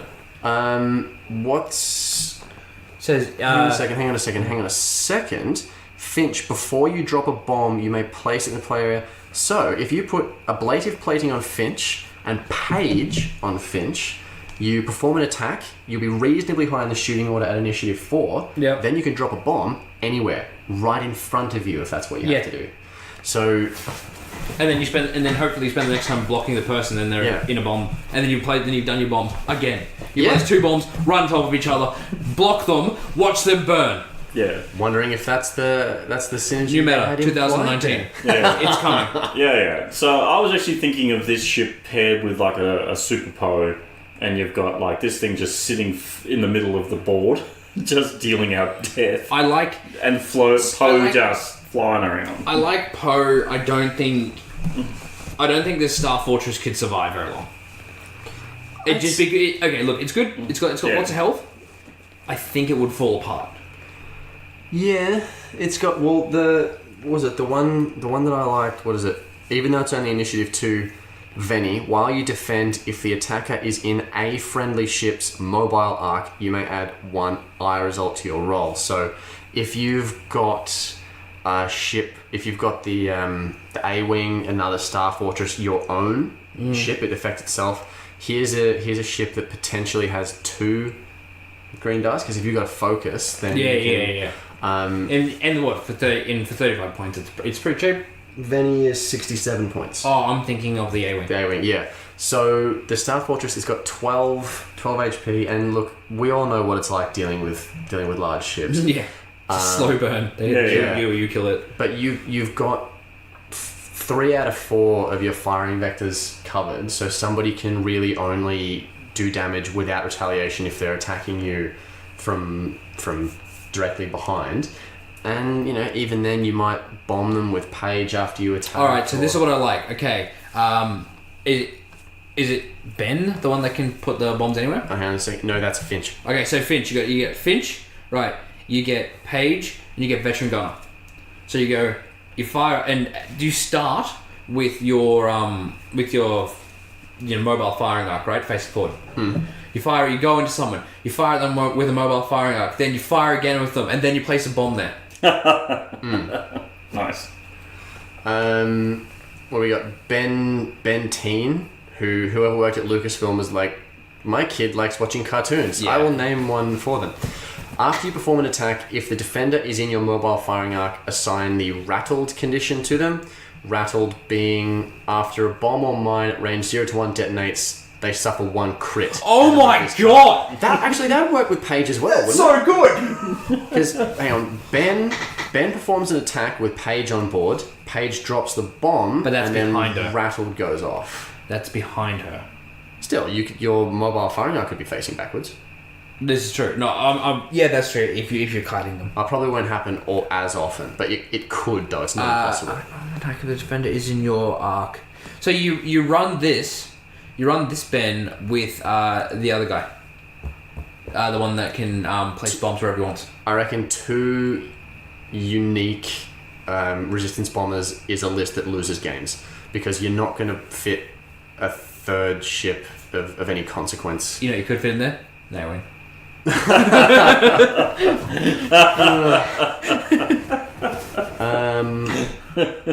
Well, shut my mouth. All right, Cat Initiative 1, literally just CAT. Are they even trying? While you Someone just gave up and went home. They were typing a name and they fell asleep at the keyboard. they were late for the meeting. Like, oh my god, I forgot to come up with a name for that thing. Cat. All right. While you perform a primary attack, if the defender is at range 0 to 1 of at least one friendly device, roll 1 additional die. No. That's tricky to pull off because the bombs will usually have gone off by the time shooting happens. So you have to create, and this is doable, but you have to create a game effect where a bomb is dropped outside of the system phase. Well, like that other character. Page. Yeah, Page. Yeah. Works well with Page. No. There's too many moving parts. And for 1 extra red die, it's just... And come to think of it, if a bomb is being dropped and you have an entire turn of knowledge of where it is to get away from it, you will definitely boogie on out of there. Yeah. No. It's not a thing. Yeah. Don't even worry about Cat. Look, the other thing to remember is that this thing is also slow. It's got a max... I mean, it's a big base, so you cover a lot of ground, but it's kind of slow. 3 is its top speed. Oh, really? Yeah. You got a hard stop, which is always good. Yeah. I like a ship with a hard stop. Don't mind me a hard stop. It's got a sensor slot. It's got a sensor slot. So look, like we said before, I think it's a bit of a toolbox. I think you could sort of, it could be a bomber, it could be a gunship. But Owen, I take your point, especially in the current, in 2.0, it will start taking hits early, and it'll be a race. It'll be a race, and it's a lot of points to invest in your list. I mean, you could easily trick it out to be 100 points, and if that goes, and that's you got to think about this, because the other thing, which is initiative bids are big now. Well, I guess with I flew a game recently where I took Wedge along. I was really excited to fly Wedge because he's one of my favourite characters, and I kept getting outflown because I kept getting outbid. People were bringing other I6s, even another Wedge actually an opponent had. I got outbid by like 12 points. A 12-point bid. People are taking like 10, 12, 14, 15-point bids. Because you're finding that you actually, the native, the ace abilities... They're good enough. Are good enough, and you don't really need to just put too much shit on the ship. Yeah, because that bid is actually really important. Yeah. Like, look, the bid is so important. And it can really determine the game. Like Absolutely. I've been flying Suntia, Whisper, and the Punisher. And I came up against a PS roll, and I won the the initiative roll, and gave it to the other person. And that probably really determined the game. Like, I got the game, but it really come down to the fact was I had, You had the knowledge. Yeah. Yep. Okay. I was just looking through the list of upgrades because I thought the Star Fortress had that thing about getting extra bombs, but that must have been a first edition thing, was it? Yeah, I think so. Extra munitions or whatever. That was first edition. I know the one you're thinking of, and I don't think it is. But anyway, the Star Fortress, it's going to be fairly squishy as large base 1 agility ships are, but I think it's going to do a lot of work. I do want to have a go with one. Yep. I dig it. It could work. All right. Okay. Listen. Now I'm excited. Let's talk about this. Oh gosh darn. Clone Wars. factions no one knew they wanted but really want. Yeah, the faction was like, oh, the Clone Wars are so bad. As soon as it's announced, it's like, oh my god, the Clone Wars. Yeah, I've been thinking about it. They're so good! I'm kind of getting prequel era nostalgia. Yeah. What, because all current movies are terrible? Yeah. Well, me too. next year, The Phantom Menace turns 20. Yeah, that's a bit sad. So it's the kind of thing we can actually start getting nostalgic about. Like, I liked the prequels, even though they were hated. I know, I just liked them. They were silly fun. The first episode was just nonsense, but I was young at the time when it came out, like really young. What's it? So 20. Yeah, I was 9. No, I was 10. But my god, it was a fun little joyous ride. It was silly. The Clone Wars mostly went over my head as a kid because there's a lot of politics in that. Yeah. But then when the clones come down in the last 5 minutes, just makes the movie. That's awesome. So good. Last movie, the first 10 minutes are pretty good. Do it. I like the prequels overall, like the sort of the overarching storyline of it. Yeah. I like when I criticize the prequels, and I do. It's mostly the dialogue. Yeah. And some of the performances. But as for, I think What do you mean you don't like sand? Gets gritty and gets everywhere. I think the prequels are good looking movies. Yes. I think a lot of the sets and a lot of the ships and vehicles and stuff are really cool. They really wanted to show a golden age. Yeah. Yeah. Look, I agree. I think the more I look at them now, and maybe it's because of the repeat viewings, and I've got over that initial disappointment because I'm older than you guys. So when I first saw, a little bit. But I think they've aged better than I thought they would. Really? Yeah. I haven't watched them recently. Yeah. Look, I think so, but also I like to think of it. It's kind of like the story Lucas was trying to tell was just too big for this. I think it was too big for himself. Yeah, and his direction he's skills stuffed- is just not. Yeah. Yeah, he's not an actor's director and all whatever. No. But the story is trying to tell, the world building, love it, and I think and it stands on those. Yeah. Just fast forward through the Anakin Padme scenes. Yeah, pretty much. And the bright yellow Naboo starfighters had best be making an appearance in this game at some point. Oh, they're not at the moment? Not yet. Not yet. Not okay with but that. the Aethersprite, the red No, jet this is pod racing. starfighter. I love that. Oh, please tell me, if that does come out, that's got to be the tagline for it. No, this is pod racing. So we're going to have an Anakin PS6. Oh my god! So Initiative 6. nah, It's going to be 6. You know, his talent's going to be do 5 barrel rolls. in all seriousness, it'll be from the timeline this is set in will be from the end of the Attack of the Clones to. It'll be the Clone Wars era. It'll be the cartoon era. It'll be the Dave Filoni. Oh no, so I there don't won't know. actually be a childhood Anakin. I don't think there's going to be the Naboo Starfighter. They'll have to. I think it They'll got... have to. They did appear. It did appear in. Did it? Yeah. So it made appearances. It's in so. some comic book. I haven't read them, but I think they're referenced in the Poe Dameron comics, and there is one in the DLC of Battlefront 2 in the campaign. Oh, sick. You have to shoot some down. Alright, so let's get started in the actual ships. How much information do we have? Not a whole lot. We got some. Look, listeners, we know that you know That we know. that we know That you know. Hang on. What I'm getting at is anything we're about to say has been said before in other places, other videos, and other podcasts and stuff. But we're just going to talk about it with you because we're very excited. Yeah, oh my god. I'm so excited. Okay, I'm not Sith really excited Infiltrator about... first. Yeah. Alright. Yeah.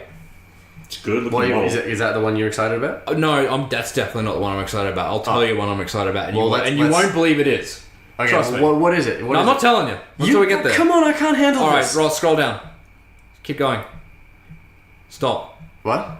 That, the one on the right. The one on the right? Yeah, man, that's so good! I don't even know what it's called, but I love it. The vulture thing, or what is it? The torrent? I think so. The one that's going to start with the starter pack. The two of them. The V19 Torrent. I love it. I absolutely love it. It is the coolest ship. Is it? To me, it is. Because I think it came out. It's 40K. Clone- it's from No, it's it from doesn't the look Clone Wars. 40k. It looks Star Wars as F. It's from the Clone Wars cartoon, which I did watch, Yeah. but a bit like the Gandalf meme template, I have no memory of this place. Like I've watched the Clone Wars cartoon. I do not remember that shit. I love it. The Clone Wars cartoon, it comes out, it's like in the first 5-6 episodes, right? And they just come out in droves, and the guns make no damn sense. And they, the whole thing doesn't make any sense, and I absolutely adore it. It is a cool looking ship. Isn't it? Isn't it just the coolest damn ship? And I know it has, there's 2 people in it. So in the lore, there's 2 people in there. I'm surprised it's not a reverse firing arc because it does have a back turret. Does it? Yeah. Oh, well, they probably didn't want it stepping too much on the Ark's toes. Yeah, that's otherwise fair. it's the same thing. Well, I think the arc is the evolution of that. Okay. Yeah. All right. Well, hang on. Just give me a. I don't know. You might want to cut some of this part out. Just we'll try and bring up some cards for it because. Where's those buttons? There's Oh, that we can not read that. If you go up and Oh, like, hang on. It's like that. no. Normally there's like a thing. You just find one that's got the blue link. Yeah, that's that's what I was about it. going through there, but I don't think they've released. No, we're not going to squint. Everything that. Well, hang on a second. So look, I know you really. I know you don't really want to, but I want to squint. We're going to squint. Yeah. So Oh god, here we go. this ship that you love so much. Yes. 2 red. Yeah. 2 green. Yeah. And what seems to be 3 hull. Oh, it's 9 to me. So this is your. If you want to This play is my baby. Republic, if you want to play Republic, this is your swarm ship. It's your Z95. It's your TIE fighter. It's your basic. Have many. Send them all to glorious martyrdom. Who are you? Listen, are you sure? Because all right, so there's the picture of the Vulture, and in the background is one of the A-wing thingies. The Jedi Starfighter. Yeah. What if that's for the Jedi Starfighter? Doesn't that stat line look more like a Jedi Starfighter? 2, 3, and then 3, maybe 4, even 5. I think further down the Jedi Starfighter stats are shown. Ah, damn, you're right. Yeah. So this is a test of moral character. You can either cut that out or leave it in. I'm leaving it in.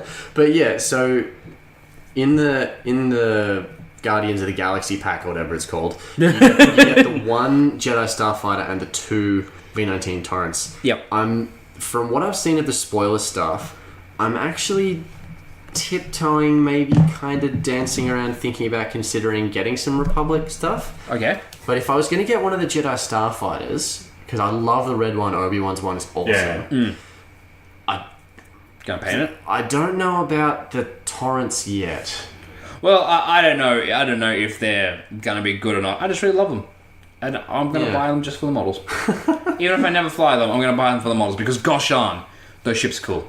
Well, I like the look of the dial. From what I can see, there's a reasonable amount of blue in the two band. It's got white 2 turns, which is a big deal. Seems to have white hards and two blue bands. So that No white implies straight. it's more like a more akin to a TIE fighter / small base. Just don't think it would be like. It's got 2 red as well. I feel like it should. kind of needs a swarm ship. I feel like every faction, this would be its X-wing, but then I guess it has its arc. The Ark is the X-wing, Ark, so in lore the Ark is sort of like the predecessor to the X-wing in some Yeah. ways. So That's not cool. yeah. Well, you know what is cool is the nebula model thingies? the model for that. All right, yeah, okay. So we'll talk about that. So in the Clone Wars stuff, there's new kind of obstacle. That's so exciting. Yeah, That is so cool. What do they do? Do we know? that is a question. That I love it. They're red. They're very pretty. I believe. All right. It's plasma or something, isn't it? Here's my call. Right. You go on that. You go on there. You take a damage. Period. You take a damage, or you're ioned. Yeah, it's but ion. but you can see through it, and you can shoot through it, and you're on the cloud, and you're still shooting. Be like a debris field. You shoot while you're in it, and it maybe does damage, but I reckon it's an ion instead of a stress. Probably because there's 3. I mean, I admit there's 3 ships in the pack. Yeah. It comes with 3 ion tokens, and there's 3 of these debris clouds. It could be an ion token per debris cloud. Could just be an ion token per ship, but I reckon it'd be ion. Because isn't it in one of the episodes of the cartoon? They fly into the cloud and skullduggery happens to the ships.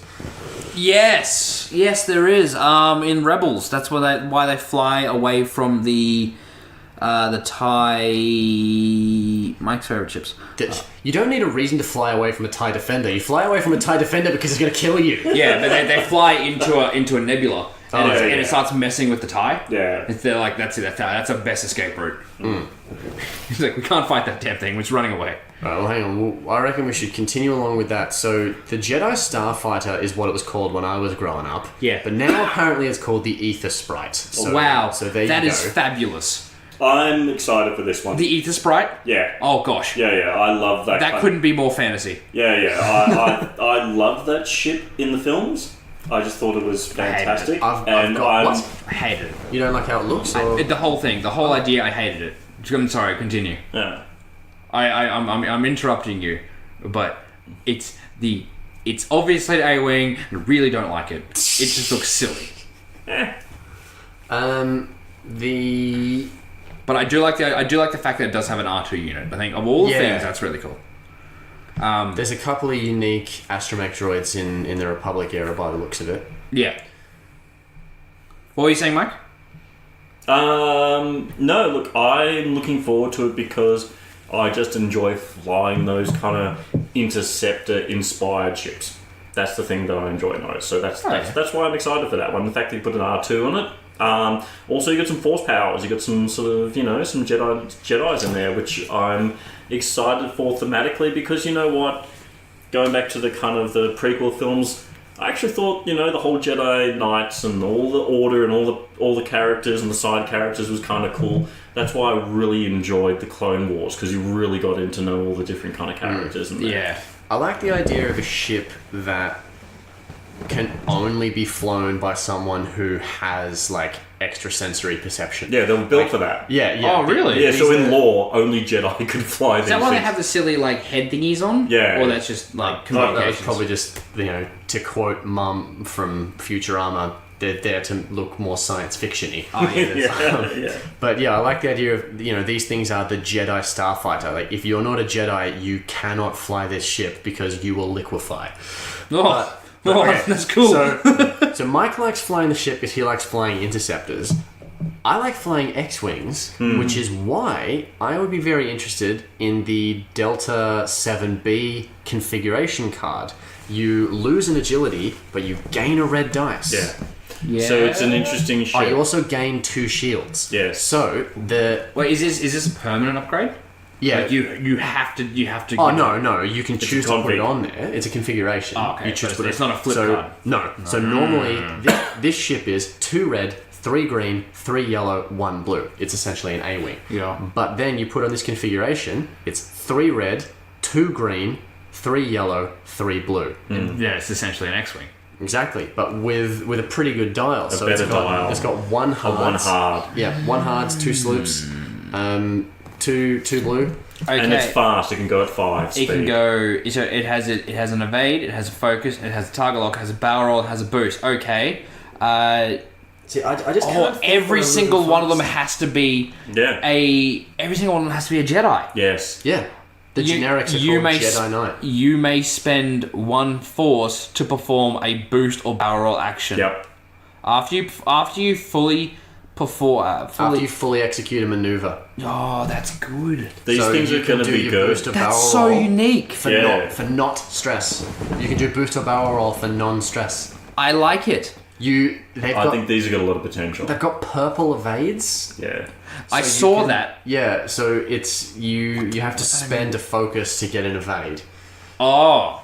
Spend a force to get an evade, which isn't it isn't too bad because a force only changes an I to an evade, but an evade token changes anything, so you're sort of upgrading your force in that sense if you want to use it defensively. All right. I'm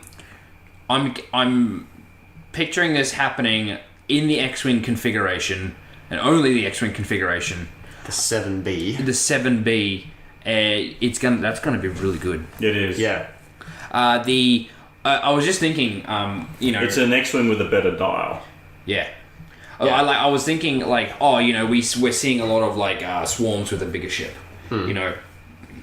For a swarm with a bigger ship, and that's its main thing. Like the silencer with some TIE fighters or something like that. So the silencer's the bigger one, and TIE fighters are the smaller one. This is the complete opposite of them having a tiny ship surrounded by a bunch of much bigger ships. And it's like, be aware of the tiny one. I like it. So, yeah, it's probably going to have missiles. I'm wondering if the torrents are going to have something, maybe a torpedo They or a will missile. have, in the cartoon, the torrents quite literally unleashed a torrent. Yeah. The whole thing was that they did a preemptive attack, fired just a hail, like we will blot out the sun with missiles. And then all the droid starfighters flew out of their bunker and then just were immediately just eviscerated by missiles because they were literally flying out into a hail. Yeah. And that's how they basically worked. Right. Onto the Separatists. Well, the Separatists. Everyone's been clamoring for Separatists because the droid army is so cool. See, I don't think I would play the Separatists. No. Oh, here we go.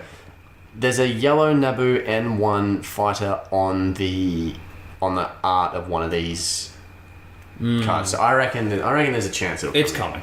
Yeah. I mean, they've literally only released, I guess, wave 1 of the Separatists, and yeah. So of course it'll come. So the thing I find interesting really early about these is the way the uniqueness works. So I always thought that the Clone Wars wouldn't come into X-Wing. I never thought I didn't want them to. I just assumed they never would because part of the game is about using the unique pilots and how can droids be unique.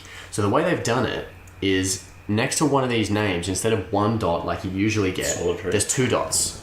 Oh, And next to this one, there's 3. So what I think that means is it'll be slightly better than a pure generic, but it is slightly limited, but not completely limited. that's really the way I cool. think that works is you can have 2 of those and 3 of those. yeah, that makes a lot of sense. It's That's how I really think that cool. works. I dig it. Is there multiple art of the same card? 1. No. I don't know, but I really like it. Yeah, I dig it. That's cool. All right, moving So on. what do you think of the stats of it? Okay, stats of it are 2 red, 2 green, 3 hull. That's about what I expected. Yeah, Yeah, and they're all lower initiative. They're going to be cheap. So it's It's going to be, you can fly probably 10 or something. yeah, it's gonna just hit your back pocket like a ton of bricks. So, you really like that? Fly 10 of them. Great, that'll be $150. Thanks. Yeah. So the really fascinating thing about these guys is the configuration for them, which is probably Grappling droid. double-sided. Yeah, you might not remember it. It is seen in the film. Yeah. These droids can walk. Yeah. The wings fold down and open and become legs. They're droids. They're not. Yeah. Yeah, they're not actually ships. You can't get in them. So if they're open, you ignore obstacles at range 0, and while you're on them, you but look, basically you just pivot. Everybody knows this already. Oh When my you're- god, So you can turn these ships into essentially stationary rotating turrets. that's so good. But I'm wondering if this is going to, when these first come out and are incredibly popular and everywhere, people are just going to start bringing debris. Yeah. Or they'll bring the missiles that can remove turret. That can remove Oh yeah, they don't have the missiles anymore, but the bombs. Yeah. Yeah. But I just find it really. The droid. Is that a droid cloud? droids. Yeah, the buzzsaw droids are like looks like Is it a like a cloud? bomb. Is it a? Oh my god! Is that going to be a thing? It looks like it's not a cloud, so it's not like an area thing. It's sort of the way it's designed. It looks more like a bomb. Yeah. So it seems to be like it happens immediately, and if these buzz droids land on your opponent's ship, like a mine. You mean? yeah. I think probably it will be that. I guess what I'm wondering is what the effect will be. It could be like a damage over time thing. Like if it's on you, you have to keep rolling to see. I would love it to be something like instead of basic that, have it something like remove a modification slot, remove a missile slot, remove something, and that would be so good. That would be so good. It would be terrible. Hey, this is future Owen. Apparently we lost about 10 minutes of recording because just, computers, that's it. Moving on to lore. To defeat an enemy, you must know them. Not simply their battle tactics, but their history, philosophy, art. Okay, so we had to stop talking about models and the new rules and stuff because we would have gone on all night. So we realized that there are some things that we have not covered, and we're sorry about that. But on to the next lore section, one of the defining traits of the show that sort of made us, and people loved it, and this is the last one ever, so no pressure to me now. Don't mess it up. Have I ever told you guys before? I've actually watched quite a lot of RuPaul's Drag Race. He has a catchphrase sort of along those lines, but you couldn't actually.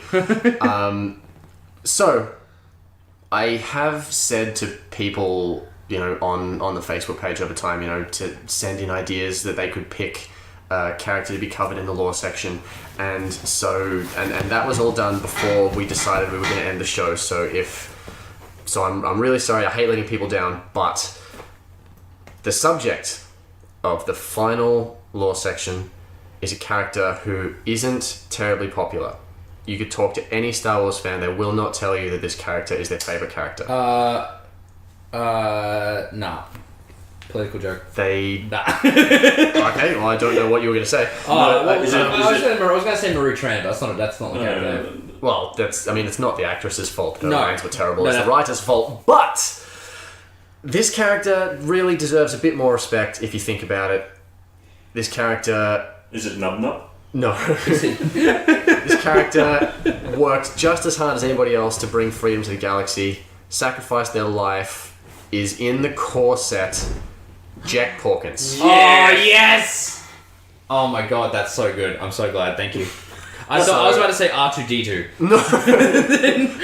So, yeah, look, I wanted to do Porkins because anybody picking up the game, will definitely have a Porkins card because he's in the core set. He's a character that probably nobody's ever bothered to look into. So, we're going to go out talking about Jack Porkins. You're looking into him. You can't miss him. Well, yeah. All right. Pull up. So... Yeah. Well, we're going to get to that. Yeah. So, Jack Porkins was 35 years old during the attack on the Death Star by Lib Yavin. He was born on the planet Bestine 4.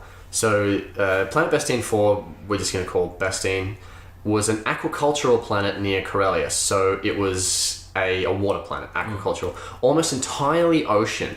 People used to struggle to live on it. It was rock spire islands was what it was. So it eventually got to the point where that people could survive there, but they became shipbuilders. Spaceship or no, like just ship warships. So their culture became incredibly well known for their ship construction and repair industry. So obviously then, thousands of years go by and we upgrade to spaceships. And the Republic built a large base there during the Clone Wars because, when you want your ships repaired, you go to the ship repair place, people. Yeah. So, just imagine a planet, almost entirely water, just a few rocky outcrops there. And so, these people are, guns at building Man, there's vehicles. some real trash planets to live on in the Star Wars. I mean, really. Tatooine is just sand. It's like the exact opposite. Yeah. So he was a champion skyhopper pilot as a young man. So I guess similar to Wedge, not Wedge, sorry. Do you reckon the Resistance might be based on this? The new cartoon that's coming out. Honestly, I haven't watched any of it. Well, it's not out yet. Oh. But from the trailer, they're on like a aircraft carrier that's just water based. Oh. No, I don't know anything about it, but hey, why not, really? Yeah, could be cool. Yeah, so kind of like Luke and Biggs, he was able to be a much more skilled pilot later in life because he spent his youth flying the Skyhoppers. So he was... I think I've written my notes out of order. But yeah, he was quite daring, and he would fly really low and close to these rocky outcrops. So close to the water, close to the rocks. He went hunting these giant crab things on the planet. So the rebels, their nickname for him was Belly Runner, because doing a belly run was flying really low to something, and what are you flying over is right close to your belly. And the resistance apparently have a maneuver named after him called like a Porkins belly run or something. So he I feel like there's just a good bit of a jab at him. Oh, it absolutely is. Okay, like, good. It's just a blatant. Someone was like, "Oh, fat belly," and like it's what's the word? It's essentially retconning. But look, it's just funny. Like you're like, oh, he always flies low to the ground. I'm like, I could immediately see the joke being like, no, he just can't. Yeah. So, at 3 BBY before the Battle of Yavin, the Empire takes notice of Bestine, and as we know, you don't want the Empire to take notice of you. But due to the planet's environment, the shipyards are specialized towards making ships of a certain size. So because the ships, as you would have seen in Solo, most ships are built in space because they couldn't take off. But in Star Wars, in the navies, they do have small kind of destroyer-sized frigate ships, kind of like the Tantive 4 you would have noticed from the Rebels cartoon. It can land. Yeah. So they're really, really good at building ships on this planet, but mostly ships of a certain size. Epic size, and nothing bigger. Yeah, basically. So, they're on the surface rather than in space when the Empire get there. The Empire, when they arrive, they modify these surface shipyards to start using them to produce frigate-sized craft for the Navy. They promise to rehome the locals, but this promise is not kept. So they're like, we're going to kick you off your awful islands so you can live somewhere worse, presumably. We are the Empire.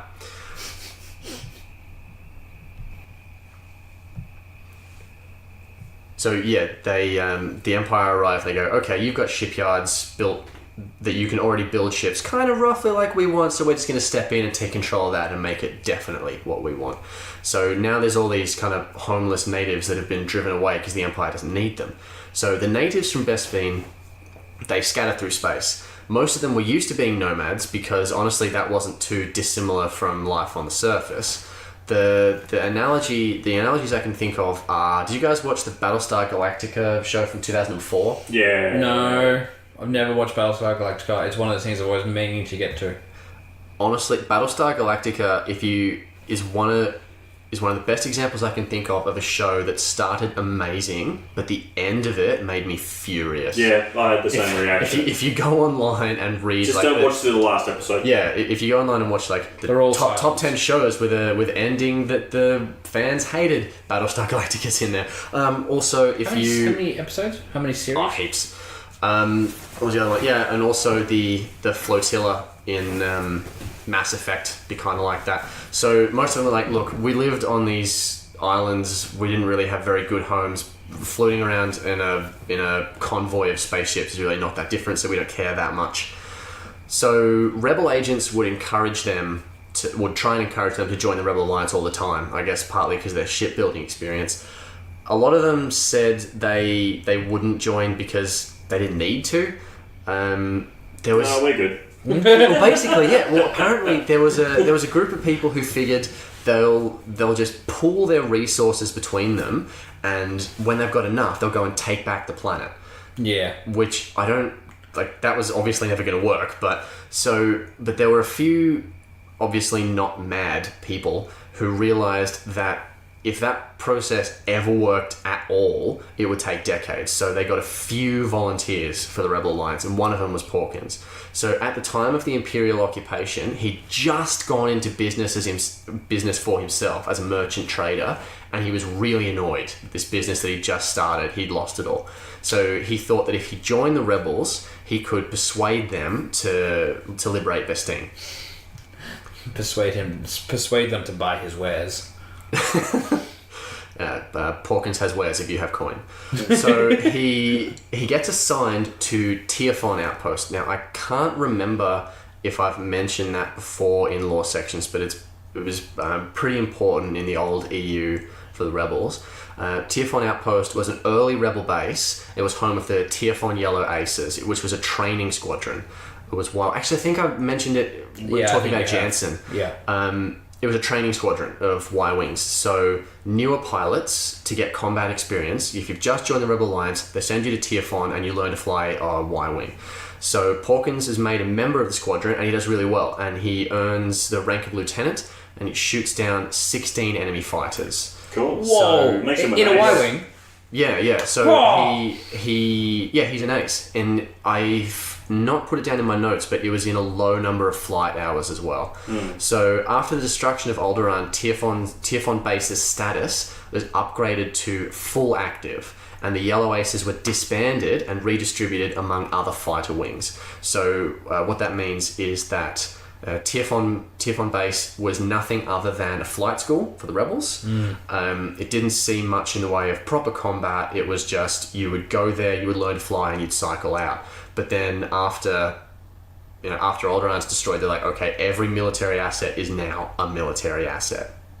Well, that's amazing that like the rebels is like mishmash of different people. They're like, no, this is where you learn to fly. This is like all over the galaxy. That's really cool.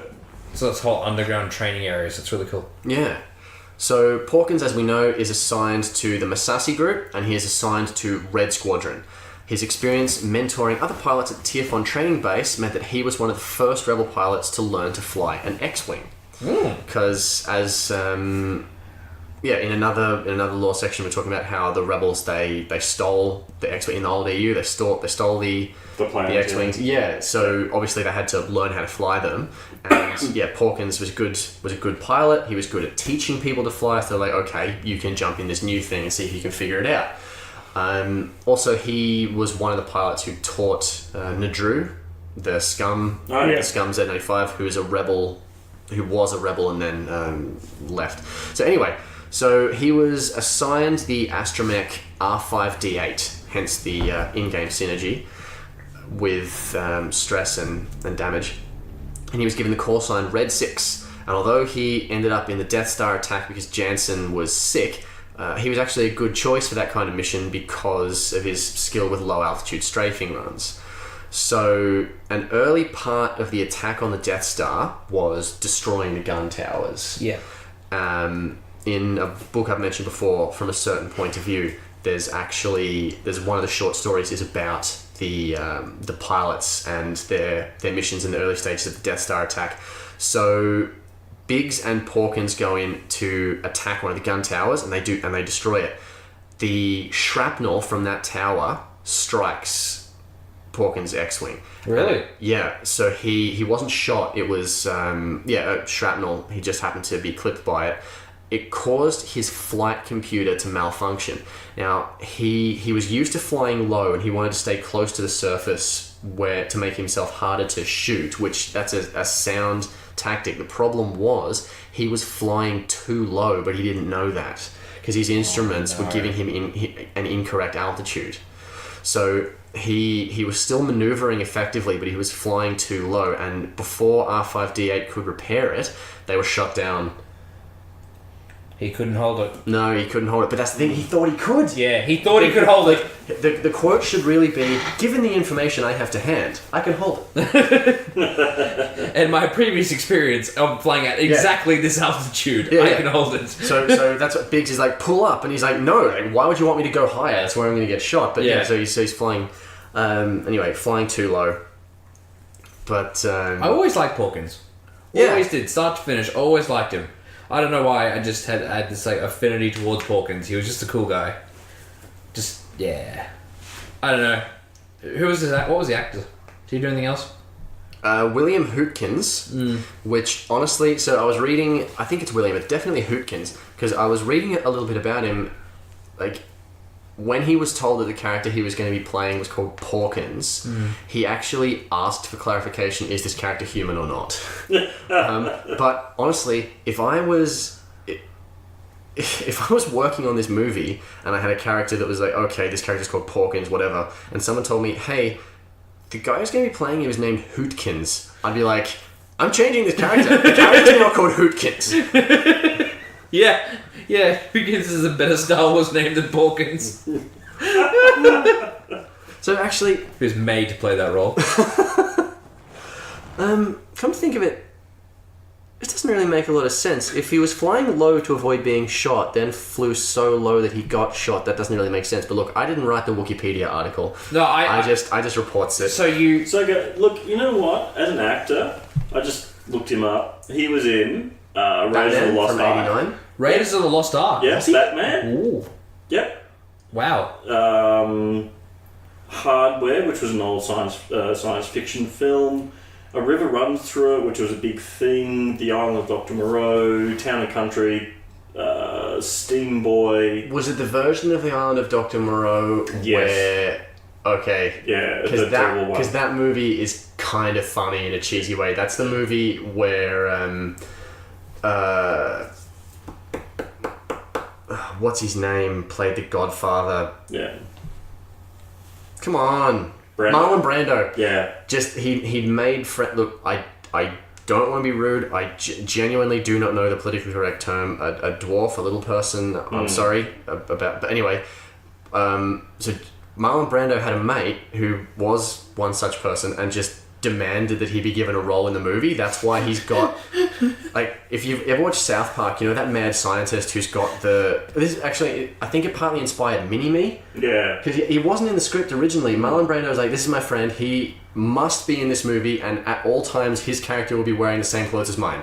And they were like, he was one of the most famous and important actors in the world at the time. So he made these demands. Like, and if I'm remembering this correctly, he'd only just recently befriended this guy. Yeah. Marlon Brando was insane. Yeah. That's why. Have you ever seen Apocalypse Now? That's what. Like, he didn't learn a lot of his lines. No, for that he didn't movie. know. No, he just... And he put on a whole bunch of weight, and they're like, Yeah. no, you need to be really, really skinny. And he's just like, really no. fat. That's why he's shot in the dark. Yeah, that's why, yeah. Anyway, what were we talking about? Yeah, Porkins. So Porkins, after he's killed in the attack, he was awarded the Kenobi Posthumous Medal of Valor, which is one of the highest medals of the honor. Kenobi. Yeah. What? Well, So Kenobi gave his life for the rebellion. Ah, okay. It was potentially invented for people killed at the Death Star, but yeah, the Kenobi Posthumous Medal of Valor. His likeness is included in a memorial on the temple at Yavin 4. So Aww. in old EU, the new Jedi Temple is at Yavin 4, and there's this sort of these like holographic statues of rebels who were killed. Lest we forget. Well, yeah, basically. Yeah. And one thing that I wanted to include, because I just thought it was really cool, and I would be happy to have this be the end of the lore section. Before they went up to launch the attack, Wedge, Biggs, and Porkins carved into the stone of the temple walls, the Empire or us. There is no compromise. Biggs Darklighter, Wedge Antilles, Jack Porkins. They all died, didn't they? Except for Wedge. True. That's a very long sentence to write into stone. Oh, there's a lot of... The guy sitting there with like a hammer and she was like, guys, seriously, hurry a up. lot of downtime. So, A lot of downtime. So Porkins' ability, when you do a red maneuver, you can roll a dice and not take stress, maybe take damage. R5, P8 gets rid of a damage. So yeah, they go together really well. Cool. Yeah, that's... I'm glad you decided on Porkins. I thought you might be doing Luke Skywalker or... If we look, if We we need a whole episode. if we'd been able to do more episodes, I wanted to do all the majors, Luke and Leia and Chewie and everybody. But they take a long time. Yeah, That's the reason I even didn't the do Boba. Han one was kind of difficult. Yeah. That's why I didn't do Boba, because like his story's huge. Yeah. We would spend an hour and a half talking about just canonically start to finish, like points versions of what happened in their life. It was a big. The older you was big. Well, there was something about doing the smaller characters that maybe nobody knew about. Yeah. That I feel like we were kind of better off doing those, because it'd be more interesting. People like, I have no idea, like. I'm pretty sure, like, I think Aaron, that was the spirit behind the lore. It's kind of like, who the Yeah. hell is this? like, But yeah, that's exactly right. Like, Yeah. who am I flying? I've never heard of this person. Who's this IG-88C? Yeah. I know Aaron Kraken, I think, was Yeah. a spy for the Rebels. I'm pretty sure Lieutenant Blount was one of the gunners on the Falcon at the Battle of Endor. I know Greedo kept losing. That was probably my favourite Yeah, lore yeah. section. Might have been the Greedo one that you did. he just never got anything right. Where I learned Cad Bane is really, really evil. Yeah. Like Yeah. next level. Yeah. Oh. Anyway. All right, let's. Guess that's it. That's it. It's a bit bittersweet. Let's close out the show. Stuck up, half-witted, scruffy-looking nerve herder. It's the end of the night. It's quite late. We've been recording for nearly 3.5 hours. And it's time for the shout-outs list, because that's something we do here, or have done here at one point. This is that point. Let's start with Lachie. Well, I guess the main person I want to start with is a friend of mine who I'm pretty sure has listened to all the episodes. My mate Tristan, who taught me to play the game in the first place. In a weird way, quite a lot of things that have happened to me in the past 3 years are now your fault. Yeah, I've always appreciated that, and wanted to shout out to Nick Henley as well, who was also working with us at PAX, and is also a cool guy, and was our first guest. Yeah. Yeah. I would. What was the young lady's name that we had on as a guest? I thought she was the first one. No. Okay. If we were talking about personal shout outs, I would like to personally shout out to a good mate of mine, Andrew Garrett. Good old Andrew. Yeah, you know Andrew. I know Andrew. Yeah, he and we learnt how to... I met him when I learnt how to do audio editing. We did audio editing school together.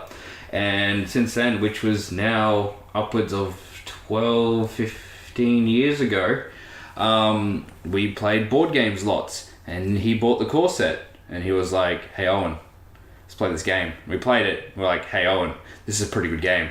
I was like, you're damn right it is.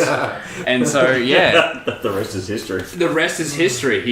I was like, hey, Andrew, what do you think about doing a podcast? And he's like, that sounds like a damn fine idea. I'm not a very good talker. And I'm like, that's fair enough. But yeah, it was sort of, Andrew and I kind of helped each other out, and he's helped me out a couple of times on the show, and like, oh, how did you do this? And he's like, oh, this is how you do it.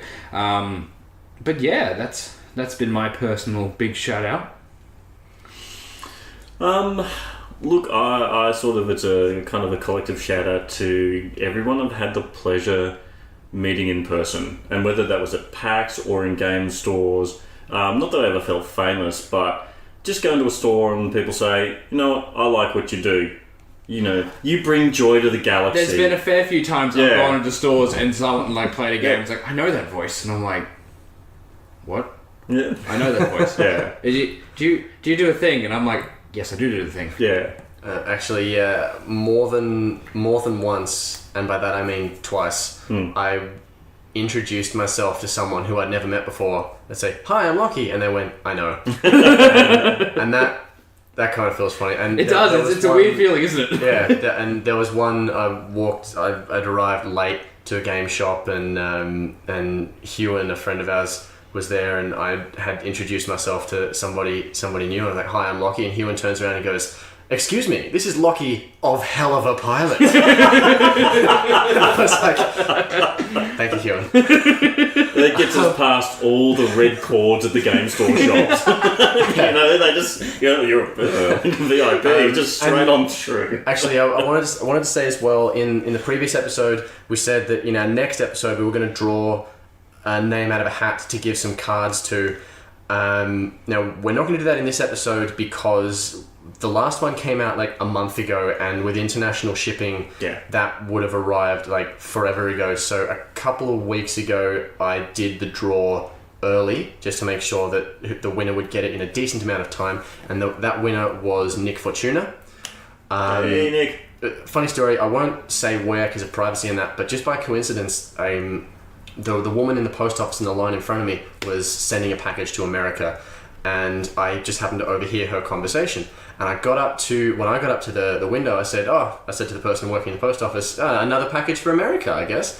And he looks down at Nick's address, and he goes, the woman in front of you was sending a package to exactly the same city as where this guy lives. You should have just given it to her. Send it away. I do want to send out a big shout out to Louis Yao. Louis, yeah? Oh, yeah, for making your dreams come true. Those TIE Hunter models sit proudly on my shelf. Can confirm they are on your shelf. I adore them. So the other day, I've started getting, I didn't play much of X-Wing this year for various reasons. The last month I've got back into it. Good. I've decided that when I'm flying the TIE Interceptor, I'm putting the TIE Hunter model on there. Good. Sick. It just looks... we put the posters up.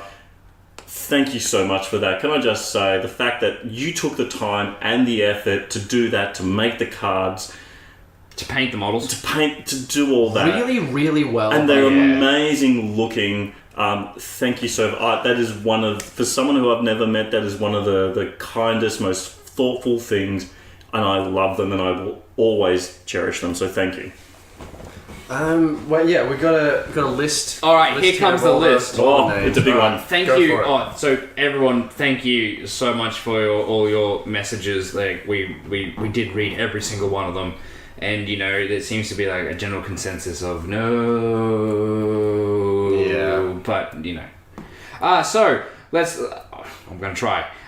John Grimwood, Clint Chambers, Brent Matters, James Harton. Mickle. Oh, we've spoken about Mickle before. Yeah, I spoke to him. Oh, you didn't get to, but no. I got to speak to him. Very cool guy. Daniel Butler. Christopher Spender. Yep. Hit it. Ekoff. I'm so glad I didn't say that one. By the way, Ekroff Arujam, if you happen to see Force Majeure, tell them I said, Olech. Peter Piper. Tristan Hurley, Lachlan Orman, Jamie Cooper. Oh, Jamie, good old Jamie. Yeah, our friend from Scotland, if I remember correctly. Yeah, who actually lives in the FFG Twitter. Yeah. That's his residence. And I'd just say also, Jamie, thank you for all that. When news would break, he'd send us the heads up and he sent us screenshots, so thank you so much for that, mate. Much appreciated. Andrew Allenby and Thomas Robertson. Ben Hibbett, Chris Hunt, and Edie, of course. Hey, Edie. Arj, Luke Weston. Good old Luke. Hope you enjoy New Zealand, Luke's a good dude. Yeah. I wanted to have him on the show again, but then he just left the country. So because he was on the show, you had to leave. You could just say no, but right. Ben Hibbett, Todd Hewitt, Drew Brody, Giles Palmer, Joshua Fink, Mars. Oh, good old Mars. Yeah, Mars. Adam Kempers, Bruno Laviar, who... Yeah, you should listen to his podcast as well if you speak French. If you speak English, listen to the Lawmaster quizzes because they're really funny and really fun. Dave Case, Timothy R., Robert Hoover, Brian Collis, Mark Ventham, Tommy Adams, Demetrius Stavropoulos, Peter Faber. Look, those are most of the people who sent us like direct messages. Like, that is by no means everyone who got in contact with us and said something lovely when we said the show was going to be over.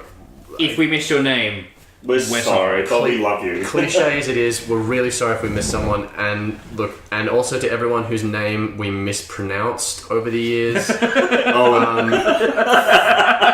Fun fact, on Hell of a Pilot, every name... Especially Lachlan's name. Yeah.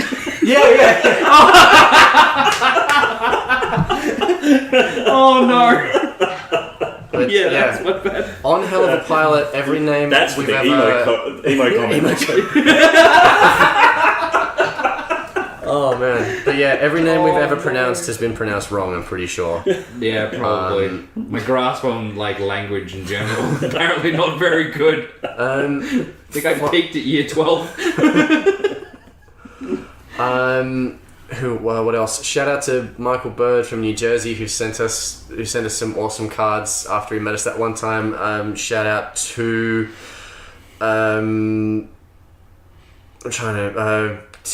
Guillermo at Rathano Squadron, and yeah, if you happen to be on this little known site called YouTube, you could, if you wanted to watch videos made by our mate Hairy Nick.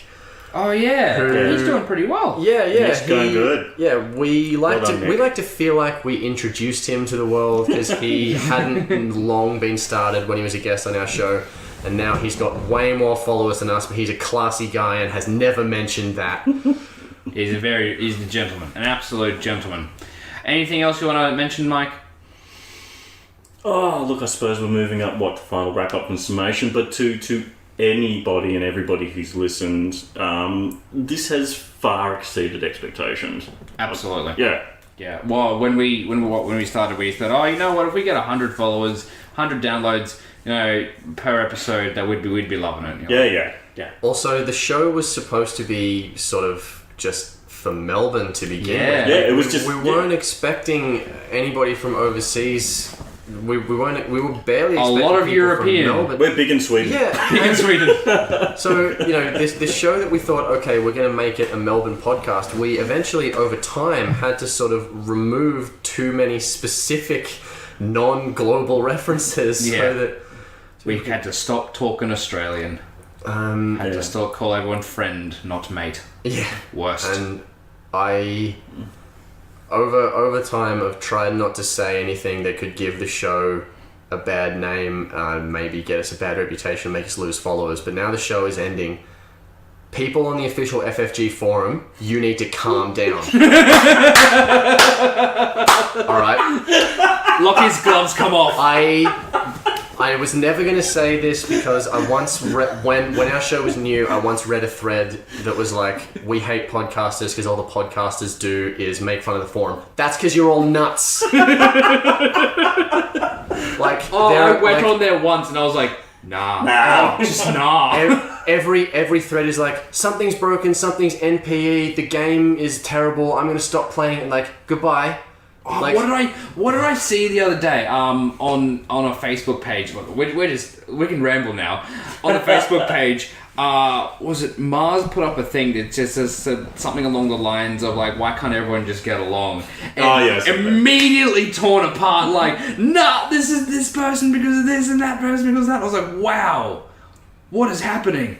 Sorry, I'm going through my notes. We're talking about Australianisms. Force Majeure sent us a message saying, can we please talk about bin chickens? Which is bin chickens? That's not an X-Wing thing at all. It's just an Australian thing. The bin chicken is the disparaging nickname for the ibis, because in Australia it's a very unpopular bird that everyone hates. They're disgusting. Like, their face... Their face is like black leather almost with a really long beak. Have you ever seen that World War I gas mask with a with a really long? It's like that, but bird. Or like, but they got a beak like that medieval doctor. You know? That's Imagine a really scrawny seagull with a long hooked beak and the eyes of Satan. They're just And dead. very aggressive. And very, they are. Yeah. Really? I've never I'll go to Queensland, mate. And okay. Sydney. Yeah, if they want your chip, my God, they're having your chip. I see you got a nice chip there. It would be a Be shame if you lost your finger.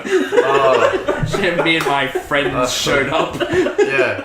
But yeah, like, okay, yes, quite a lot of the forum is people helping each other with build ideas and explanations for the rules, and like overall it's a good place. But seriously, if you're thinking about starting a thread, like, one of the factions is underpowered and it's ruining the game, like, don't make that thread. Take a breath, go Like, have a bath. it's seriously, look, I know this might sound stupid for someone who's dedicated 2 years of his life to talking about the game, and yes, you should be competitive, you should try to win when you play, tournaments are a good thing, etc, etc, but it is just a game, and oh my God, it's just a game. Yeah. Like, have fun. Like, I enjoy playing this game, that's why I do it. Like, I've read comments by people, I've just thought, what you have just written indicates to me that playing this game gives you no pleasure whatsoever. Why are you here? Like, that's why we tried to make this podcast not serious, tried to make it silly. Like, I have no idea what hyperspace is. What the hyperspace? The new game format or new rule set. No idea. I have no idea what that is. Never heard of it. But just like, everybody, please continue playing this game for fun and be good to each other and just bring more people into the game. It's just a game. And, yeah. It's a good game. It's a really good game. And look, I think that's the thing. The thing which brought me a lot of joy and pleasure is when I started, and this is how I met these two dudes here. Yeah. Yep. It was because, unlike some other gaming communities, it was welcoming, it was fun, and I would still say the X-Wing community is overwhelmingly still that. Yeah. So just keep it up, guys and gals, because it keeps me, after 2-3 years, it keeps me coming back and pushing around plastic spaceships on vinyl. Yeah. Also, call your mum, because she's worried about you. Yeah. Why are you still listening to this? Yeah. So I guess that's it. Thank you, listeners, for listening. It's been nearly 2.5 hours. Maybe you should check on your kids. Well, I hope this helped a really long drive somewhere. Oh yeah. I hope you're at least halfway there. Yeah. Thank you very much, listeners. Thank you from Australia. Thank you to all the people in America. Thank you to all the people in Europe. Thank you to all the people in every other place that do listen to podcasts. And I'm going to add one more thank you. One more shout out. One last shout out. One last shout out. This one's to Owen and Lachlan. I'm going to say thank you, gentlemen. This has been so much fun. Yeah, it has been. Yeah, it's been really great to be able to hang out with you guys like so often over the past 2 years. And we will continue to hang out. We will. Our friendship is strong and powerful. I don't want anyone going on forums or things thinking that we had an argument. No, we absolutely do not. Oh, actually, yeah. Well, I'm glad you said that. People actually have asked us about that. It's just we haven't got the time. Like, this isn't like we're all breaking up, going on solo careers. Like, we're not the Beatles. Yeah, No. if we could keep doing this, we would. It just as you said, like I came back from Japan. It's been nearly a month since the last recording because our lives have just become very hectic. Like, why is the show ending? Is it because both of these guys are just so funny and handsome that working with them is kind of intimidating? Like, it is that. That's also true. But yeah, it just The other main thing is that we could probably all get together and do it over Skype, but in our experience, it just doesn't work. No, the magic's not there. The magic's not there. Like we actually, all the conversations we're having are very natural. Yeah. I think for us, we still love the game. Yes. And I guess it was when we had this conversation, it was because when we met, we were 3 single guys sitting on milk crates. Yeah. Milk crates in the back in an apartment in the back of someone else's house. Yep, that was me. But life has changed for all of us, and so we thought if we're going to end, let's do it at a point where we feel that we've done a great job, where we've made a positive contribution. And hopefully along the journey with us, you guys have enjoyed it, you've learned something, but mostly if you had fun. Yeah, I hope you all had fun. So once again, thank you from us. Thank you from Hell of a Pilot. Thank you from Australia. Thank you, and for the very last time, good night.